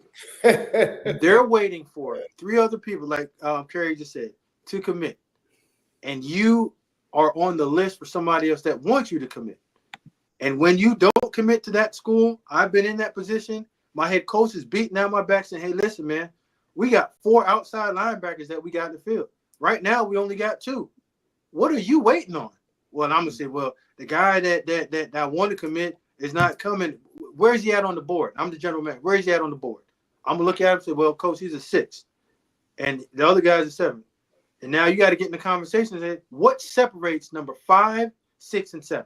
Mm-hmm. And if it's this close and the 6 and 7 want to be a part of us, we know that we can get that player to play from good to great just because of his attitude, his worth, and he wants to be a part of your organization. Well, I'm going to say, hey, listen, tell number 5, it's okay. 6 and 7's on the commit, and that opportunity just passed you by. Yeah. Just because you were waiting on somebody else. Now, another thing that guys have to understand, too, in the eval process is the 3 of us could all be watching film. We can go to a camp, and we can watch 10 guys. We might all rank them completely differently. Like we might all have a style we want to play, what we want to see out of each position group, right? And so sometimes you can't change the guy's mind. He doesn't want you. You're just not his cup. Ain't nothing you can do. Ain't nothing that you can do about it. It's a wrap. When I come watch you play, right? I think that, and this is, I go to a lot of high school games. I'm at a lot of high school games, and so kids are always DMing me, asking me what I think. I'm going to tell you this. Legitimate Division I high school football players, they dominate high school football. When I go to a high school football game, if you don't dominate the game, then I don't think that you're a Division I player. I think you need to play at a lower level. There should be a sizable difference between your performance and the other kids on the field that play high school football. There should be a difference. And if I don't see that, you can be a very good player, and there's other schools for guys like you, but I don't need a program. I don't need anybody to point out to me who the guy is supposed to be. I should be able to pull up to the stadium on Friday night, and there should be no doubt in my mind who the dude is. And if I can't pick you out the lineup, you can have whoever called me that you want to have called me, right? You can say, well, man, he had a bad week. He got sick. You know what I mean? He had to work late. You know what I mean? They got stuff going on. Smoke, hold on. Let me stop you, Carey, because I do recall a week where I had 11 carries for 11 yards in my offensive lineman, you being one of them, brother. had a college coach showed up to that one. Hey, listen. He might have said, hey. But Carey, who were you playing against? We was playing against the team that eventually won state that year. So There you go. Then if I'm they in had, the value, they had 4 or 5 D1 guys on their team as well. So Yeah. what Carl is saying is simple as this. And I used to tell guys this. I used to go into watch parties. That's what we used to call them. We used to just watch film together with my younger recruit scouts that I was teaching. And I said, when I cut this film on, I didn't want not one of you guys to tell me, and it just as long as we watch the offensive lineman, which offensive lineman that you guys all love in here. I don't want to hear you guys talk about him. I'm just gonna watch. If he's not jumping off the film, then there's no reason for me to sit here and waste my time to find him. Like you don't have that much time to find really good players that are playing against subpar players. Now, if it's good against good like you had, and it's 1 division players on this side, and you have 3, I understand there's going to be some stalemate. Right. And as an evaluator, you have to be able to watch that and be like, okay, the intensity, the speed, the impact that these guys are making, those are Division 1A players. The other guys over there, I ain't even watching them. You see what I'm saying? So to me, it's not that hard if you have an eye for what you're looking for and you understand what it's supposed to look like, smell like, and play like. And if you don't, you need to go back to the school and learn more. Because most high schools that you go to, you probably see 2 guys that are supposed to play in college. And if there's one guy that's supposed to play Division 1A, he went left, right, spun around again, reverse field, and then he ran past everybody. Everybody looked like they were going in rewind, and he's fast footed. So, okay, that's him. And one thing Carey's not telling you also, Smoke, that game that we played against that state championship team, when he had 11 carries for 11 yards, the coach of that team is who told the University of Illinois to sign him and recruit him, and he ended up getting the NFL. Yeah. The other thing I didn't mention, Smoke, 2 of them guys that went D1 also went to the NFL. So come on, man, you beating my guy up for hey, listen, forever, man. Let me beat him up real quick. All right, Smoke. Let me beat him up. See, Carl got to get back. You know, I got to get back. I'm petty. So, and from being from St. Louis, most of the great players from St. Louis, Smoke, played in the Big Ten, right? Mm-hmm. Back in our day. So I was at Austin Peay. I was a freshman at Austin Peay. This probably was my sophomore year. And Illinois won the Big Ten championship. They're going to the Sugar Bowl to play LSU. So I'm telling all my teammates, right, my dogs from St. Louis, because you Smoke, for me, it's St. Louis versus everybody. Every day of the week. They finna smash LSU. And my guy say, Reed, you don't understand. You in the South now. The SEC is just different, right? I'm in there. I got my little money. I done bet all my money, right? And on the game in LSU, I think Rohan Davey was the quarterback. Rohan Davey. They turbo clocked Illinois. Dominic Davis. Yeah, they beat you like Josh Reed. I see. Listen, guys, I got a piece of that too. They put up 500 on us. Hey, listen, man. Smoke. Listen, I got it. Oh, you don't got it. I feel your pain, brother. We were a good team, and I'm telling you the truth. That coach was coached by Nick Saban as well. That first half. Now, if we had more time in the second half, we would have came back and made it. But that first half, when I was talking about Quinn Ewers and Arch Manning thinking it was 12 people on, I said they got to have 12 people out there. They got to be cheating. They are everywhere. Listen, that team probably had a young Kyle Williams, Brady James, I think. Trev Falk, Chad Lavallee. Yep. Ryan Clark was the safety. Yep, Clark was out there. Corey Webster was probably the corner. Yeah, I played against that team. Yeah, they handled us. One year we came back and drummed them the other, but I still haven't seen anyone sack Rohan Davey yet.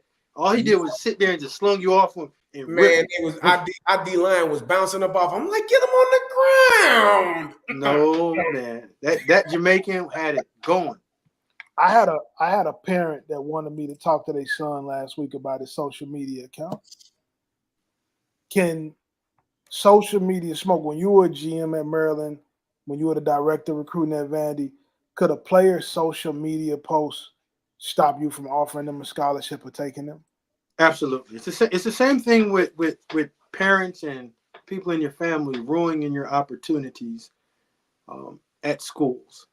If it's offensive, if it's just something that does not sit well with the head coach or the university, yeah, it can totally ruin who wants to have you at their school.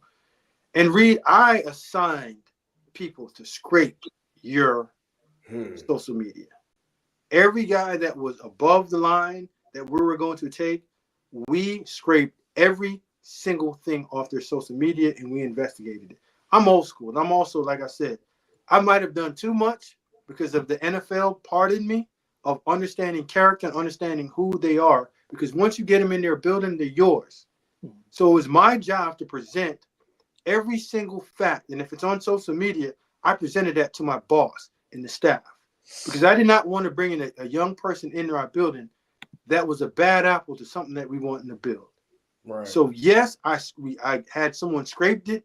I had someone follow you, and I made sure that we had every single advantage of recruiting the right person with the right character. And if your social media gave it away because you want to be a cool and funny guy, shame on you.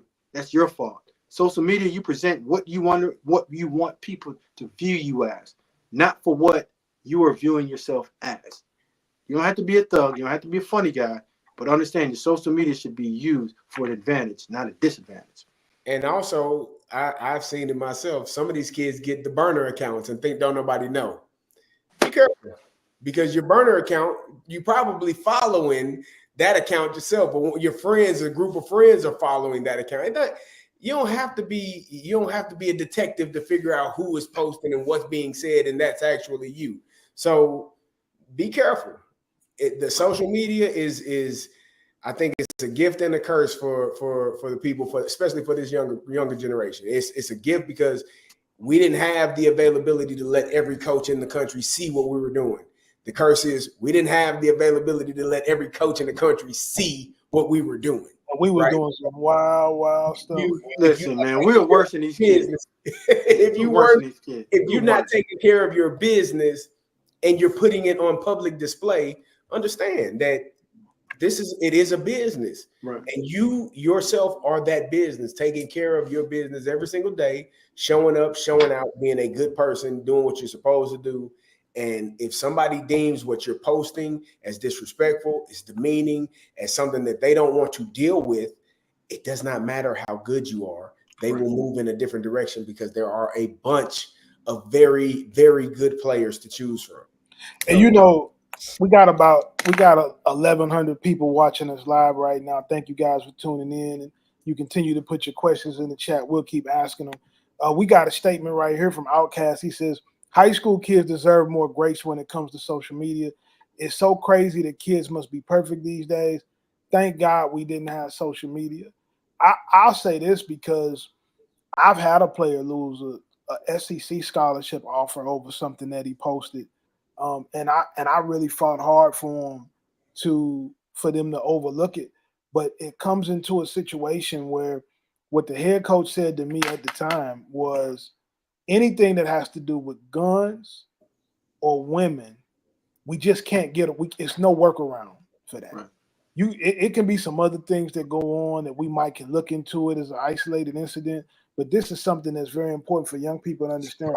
If you have incidents with females, if you have anything that has to do with firearms or guns, or, in a lot of cases, I would also throw drugs in there as well. You could really be putting yourself in a spot that you're not going to get a second chance. You're not going to get another opportunity. Like, you have to be able to deal with that, and you got to kind of understand that that's going to be the situation. So I had a player who worked really hard to get the offer that he wanted. He had the school that he wanted, and this was the only SEC offer that he had. He went to camp, he ran, he competed, he did all those things, he got his grades. And then when it went to his social media account, there were some questionable things. And to me, he wasn't a questionable kid. He ultimately went to another school, the Group of 5 school. He got his degree with honors. He played good football, but he did in that situation cost himself an opportunity because of a decision he made to post some things that he shouldn't have posted, And so I think that those things become very important for kids to have to look at and understand that that's a real issue. Let me say something real quick, Smoke, because I do want to address Outcast. We should give kids grace. College coaches don't have to. So understand the difference. Like as a civilian, people that are with and around kids every single day, that have their own kids, that know that kids do make mistakes, for sure. Like I don't think we should be extremely judgmental of the decisions that they make, every single decision that they make. But when you're talking about a college coach, they don't have to give that grace. And they probably are not. So don't expect it. You can be mad. You can be frustrated. You can say, oh, that's BS. They will move on if they deem it as a problem. So what you're asking for as grace from the general public, sure. But the college coaches don't have to. There are 1,500, 2,500, 3,500. There are hundreds of kids that play that same position that are as good or better than the person that you may be speaking about, and they don't have to give that grace. And more times than not, they will not. So it is best to do the right thing and not get caught up in no mess. That's just, and that coach's job is on the line. Like and his job is on the line. I think whoever says give these kids grace, would you give somebody grace for losing if I gave you $250,000 and just told you to burn it up? Because that's what you're doing. You're investing $250,000 in education in these young people. And I think we have to really start looking at that. And that's the first step of learning how to properly manage and handle yourself in society. We all make mistakes, but you don't want to make the mistake that costs you a ton or costs you the opportunity that seldom that comes back to you. Right? You know what I'm saying? So I get the grace part of it, but understanding what comes with all of that. We're playing for the money now. Look at Laramie Tunsil a few years ago. Should have been a top 5 pick. Now he made his money up in the back end, but that one post with the gas mask on, it crushed him. Yeah. On draft day. And you make your money. You can make your money on the back end, but you never recover the money that you lost. No. You never recover that $20 million that you lost on the front end. So at the end of the day, is it worth the few views that you want? You know what I mean? So you just got to be able to, and that's the first step for me in understanding maturity for a young person. Are you a good decision maker? Because that has a lot to do with if I want you on this team. Are you going to be able to uphold this university when you are around walking in town or going to class? Right. Or outside of campus? And if you're telling us that you can't do it, then what's going to change? It matters. It matters a great deal. We're at that point of the season where coaches are starting to get fired. And us that are on the inside, we know that a lot of conversations are already starting to happen where coaches are moving and changing jobs. And it's going to be, one of those years where there's tons of coaching changes. As a player, Carey, I'm going to start with you on this one. As a player, you in college, you do have the transfer portal available to you, right? In the event of a coaching change, whether it's your position coach, your coordinator, your head coach, how should you be looking at that situation? And should you just fly into the transfer portal because you experienced a coaching change? I don't think you should fly into the portal without having an idea of what the portal consists of. Like not having a solid plan or a solid idea of what the next step looks like. Because you may jump into the portal, and this is at any time. You may jump into the portal, and there may not be a place for you to go. And now you're on the outside looking in. You had a home, and now you don't have a home to go to. So for me, this is probably one of the hardest things is understand who are you and being honest with yourself about who you are. Are you a first to third round player that is probably going to get that opportunity no matter where you go? Are you a 4th to 7th round player? Are you a free agent? Are you uncertain of where you are because you haven't played enough yet?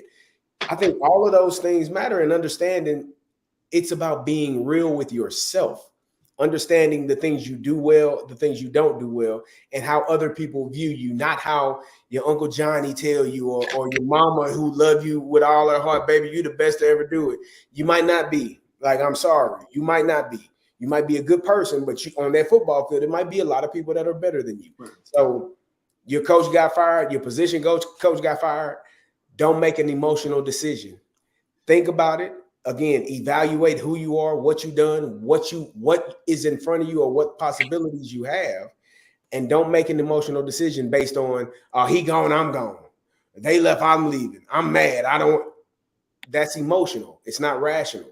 Think about it. Go over it. Go about. Talk to your family. Talk to trusted advisors. If you got people that have been in those positions, talk to them. Talk to your high school coach.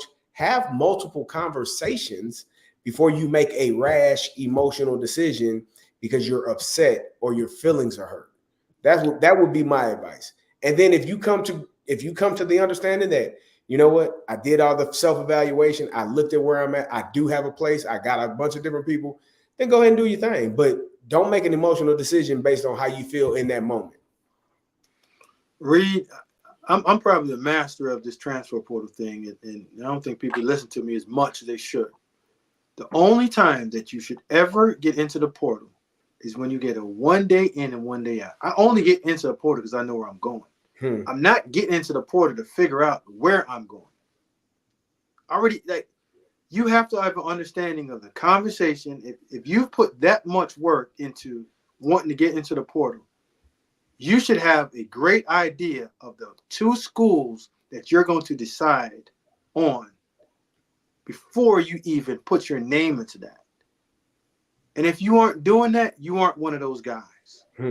Like I had a couple of parents call and say, hey, listen, I just want to get my son's name in the portal. Once you get in the portal, I'm going to find out where he's at.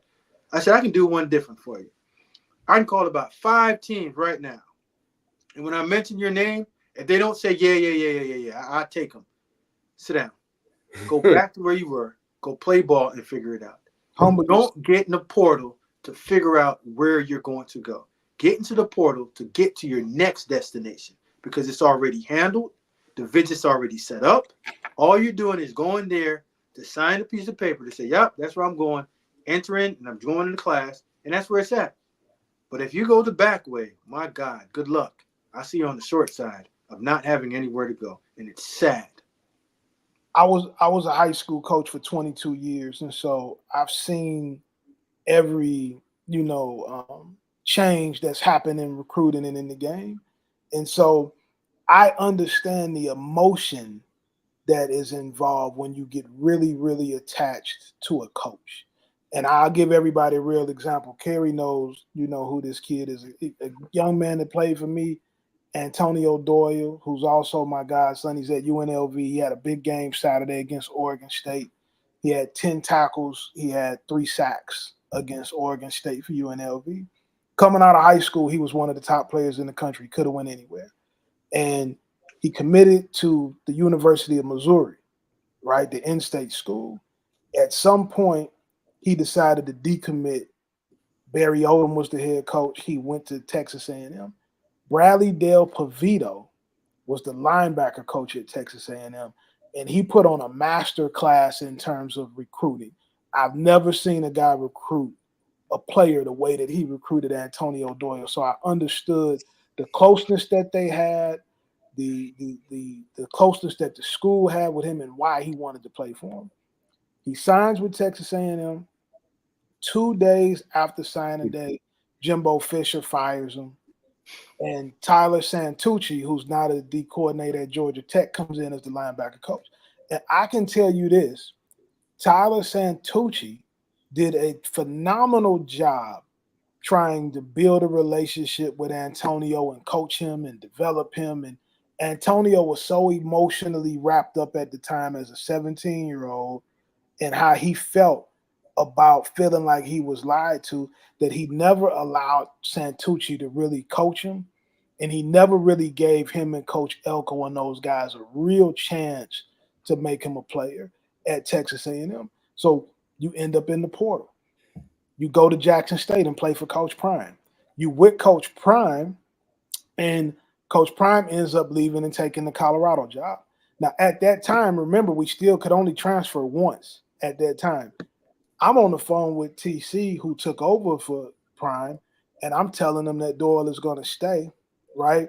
And then a month later, they make the unlimited transfer rule. So now he can go wherever he wants to go, right? So, boom, now he's going to UNLV to play for Barry Odom, who's not a coach at UNLV, who he originally committed to. So that relationship had a little bit of repairing because of how it ended with Mizzou, right?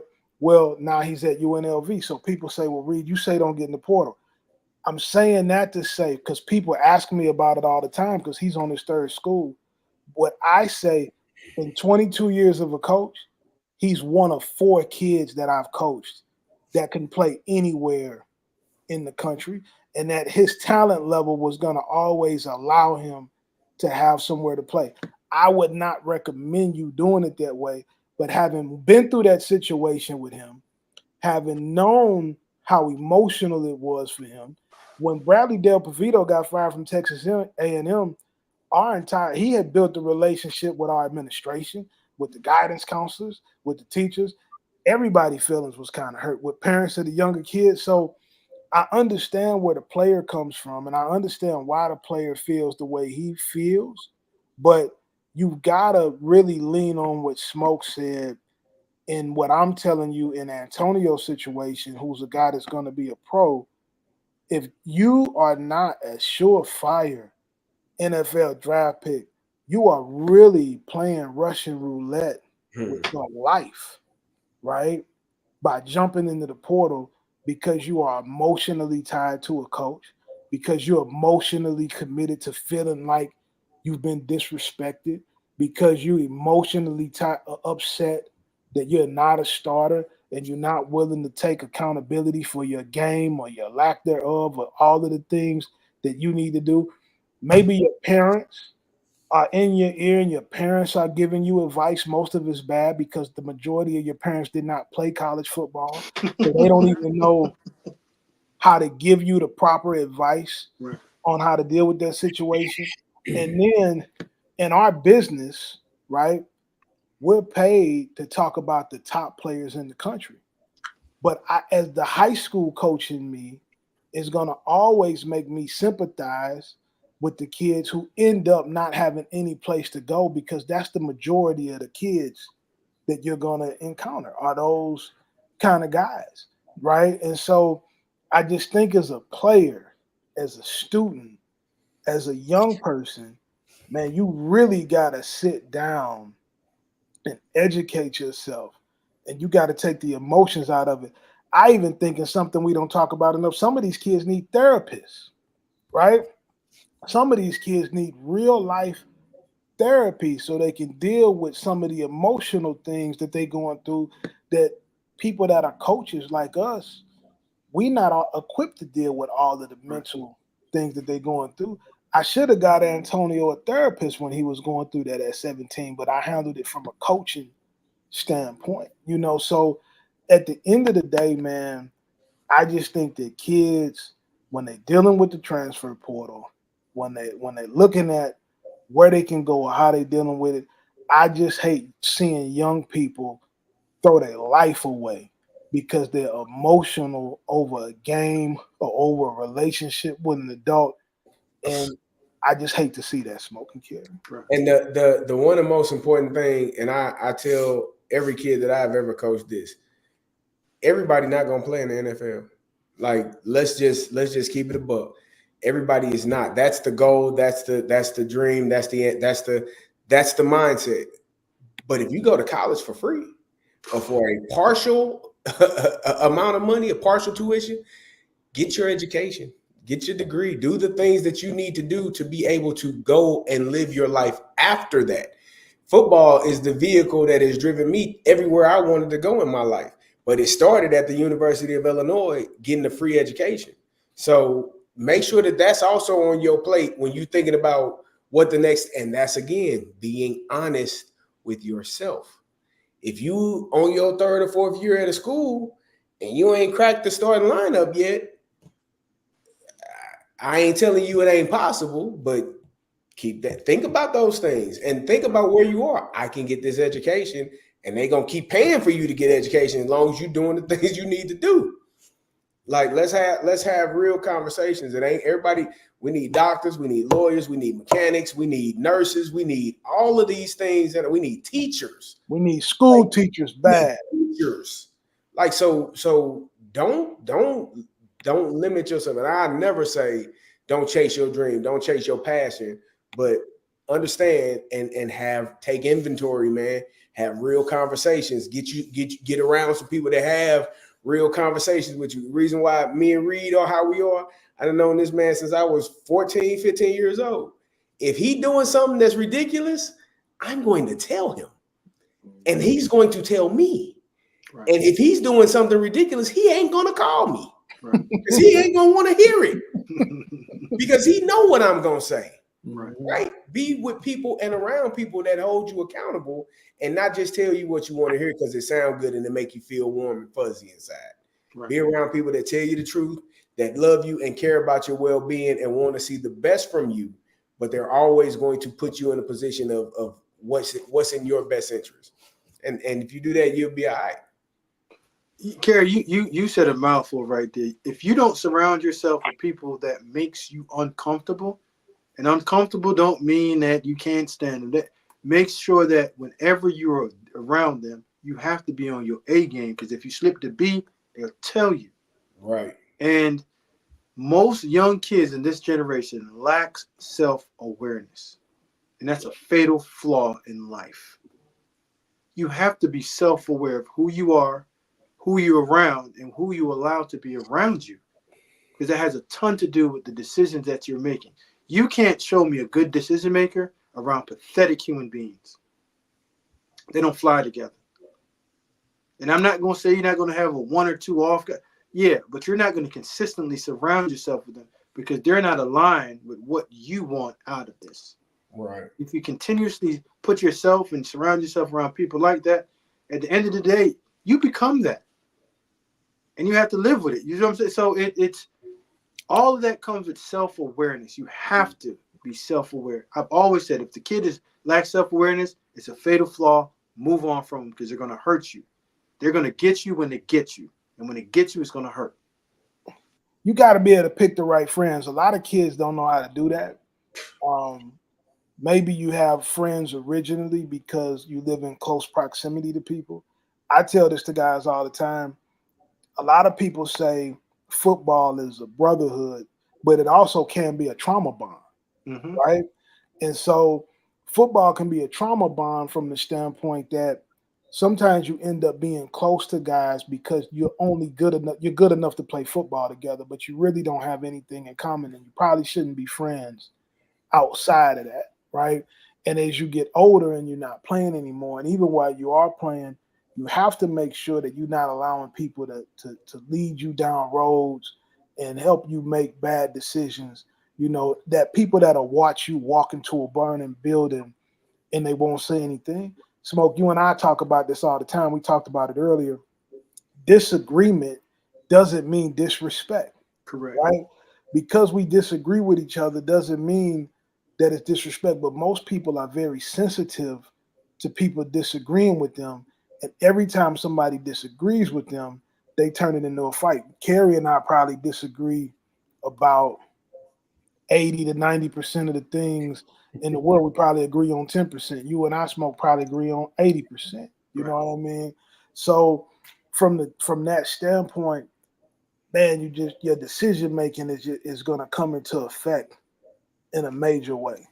Reed, I've going into like this. Whenever I've surrounded myself and I go back into my role of evaluating, I never wanted to walk into a room and had the same, in my list and your list and Carey's list are identical. That means we aren't sharpening each other's eyes. Like, give me a few things that you saw that I didn't to help now broaden my eyes and say, okay, dang, you like that quarterback. Like, I like the way he threw it. Yeah. You say, Smoke, you know what? I went to the game. I just like the way he managed it. Mm-hmm. And then, Carl, you're going to say, you know, when he was on a visit with his mom, sister, and uncle, you should have saw the way that he took care of them. Right. Now you're sitting back in the room like, wow, he doesn't have all the physical attributes, but he showed you leadership.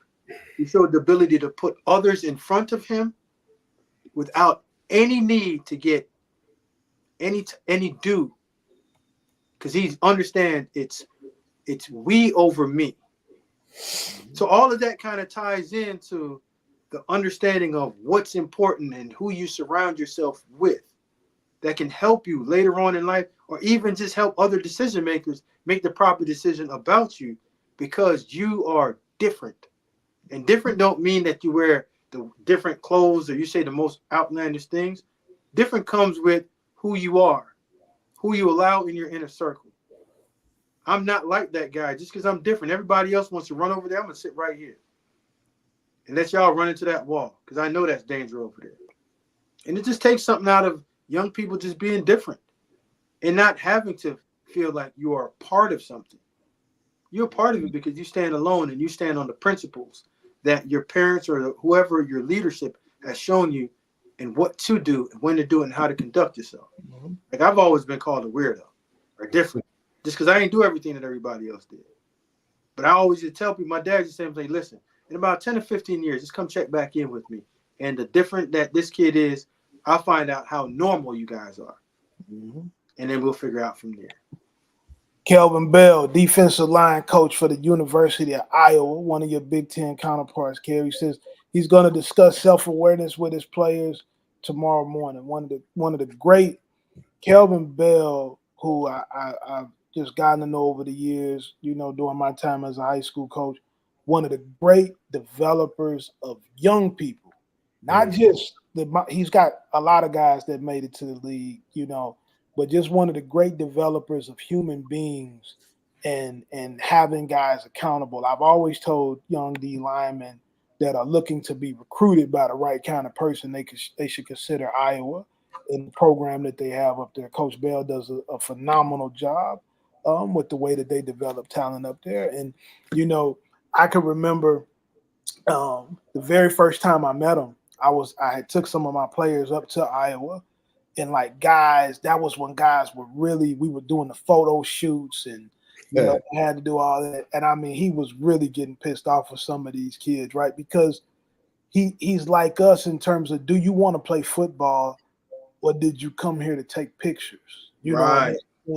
Are we here to try to show that we fit into the football program at the University of Iowa, or did we come for a photo shoot? But the development at Iowa, if you've ever been there, it's a great place to visit. They have a locker room for all of their former players that are in the NFL to come back and use when they come on campus to train with the strength and conditioning staff. It's just it's a great situation. I'm glad he's tuned in to us tonight. You got opportunities all around you, man, to build relationships with college coaches, and things of that nature. We have 1,600 people checking us out live tonight. Guys, the last thing that I'm going to ask, because I think this is an important question that I got asked a lot as a high school coach. What do you say when people ask you, does the kid love to play football? Is that a question, Smoke, that you asked people as a college coach? Reed, you know what? No, I don't need to ask anyone in terms of my ability to evaluate, especially if I cut the film on and I'm watching you play. If you love the game, there's things that you do that will show me that you have a burning desire to win. Like Carey just spoke about it earlier. I know he was a dynamic running back in high school, and when you gave him the ball, he did different things with it. But I wanted to watch you when the ball wasn't in your hand. If there was a guy that you needed to pick up or chip, what did you do on that chip block? Mm-hmm. What did you do on the effort play when you had to run down somebody because the quarterback threw in an interception and you did everything to go tackle that guy so you didn't lose the game? If I came to your practice, and I always just go to practices, and I stood close but not visible enough for players to see that I was around, because players tend to act different when they know that they're being evaluated.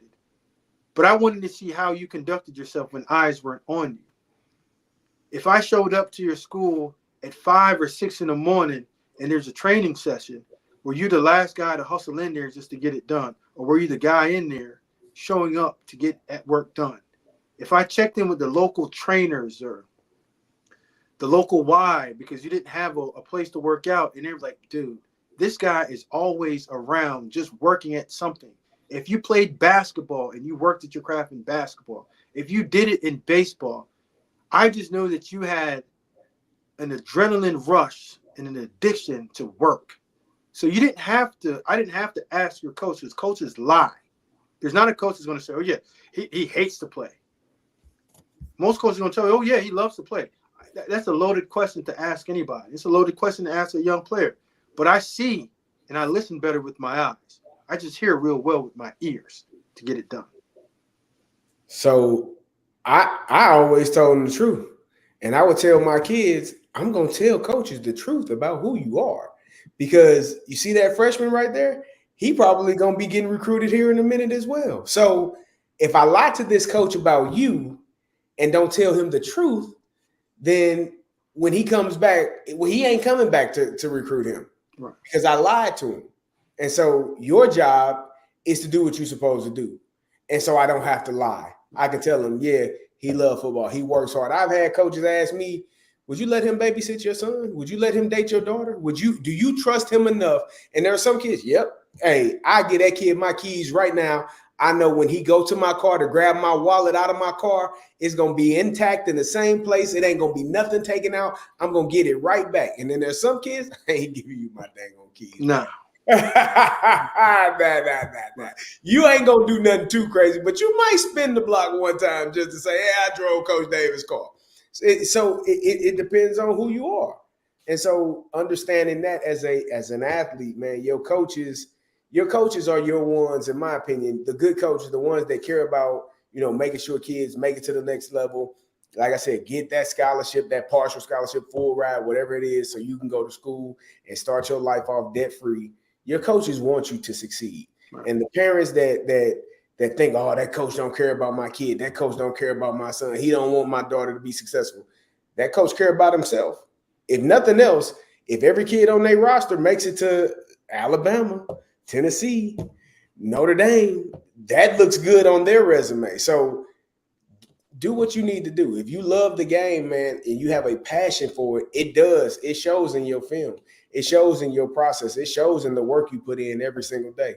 Like, nobody has to tell you to get up and go do this. It shows in your grades, too. It shows in your grades. I'll give you a quick story. When I say me and him, all the time growing up, they used to come pick me up. We'll have workouts at 10.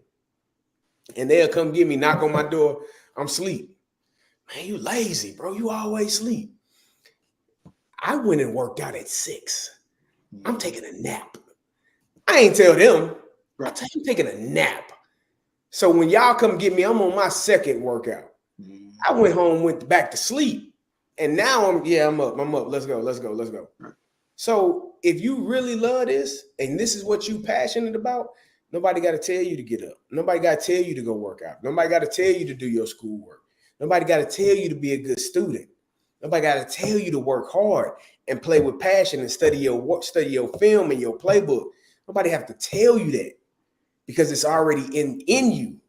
Nobody got to make you do nothing. And again, I'm telling because I've seen it.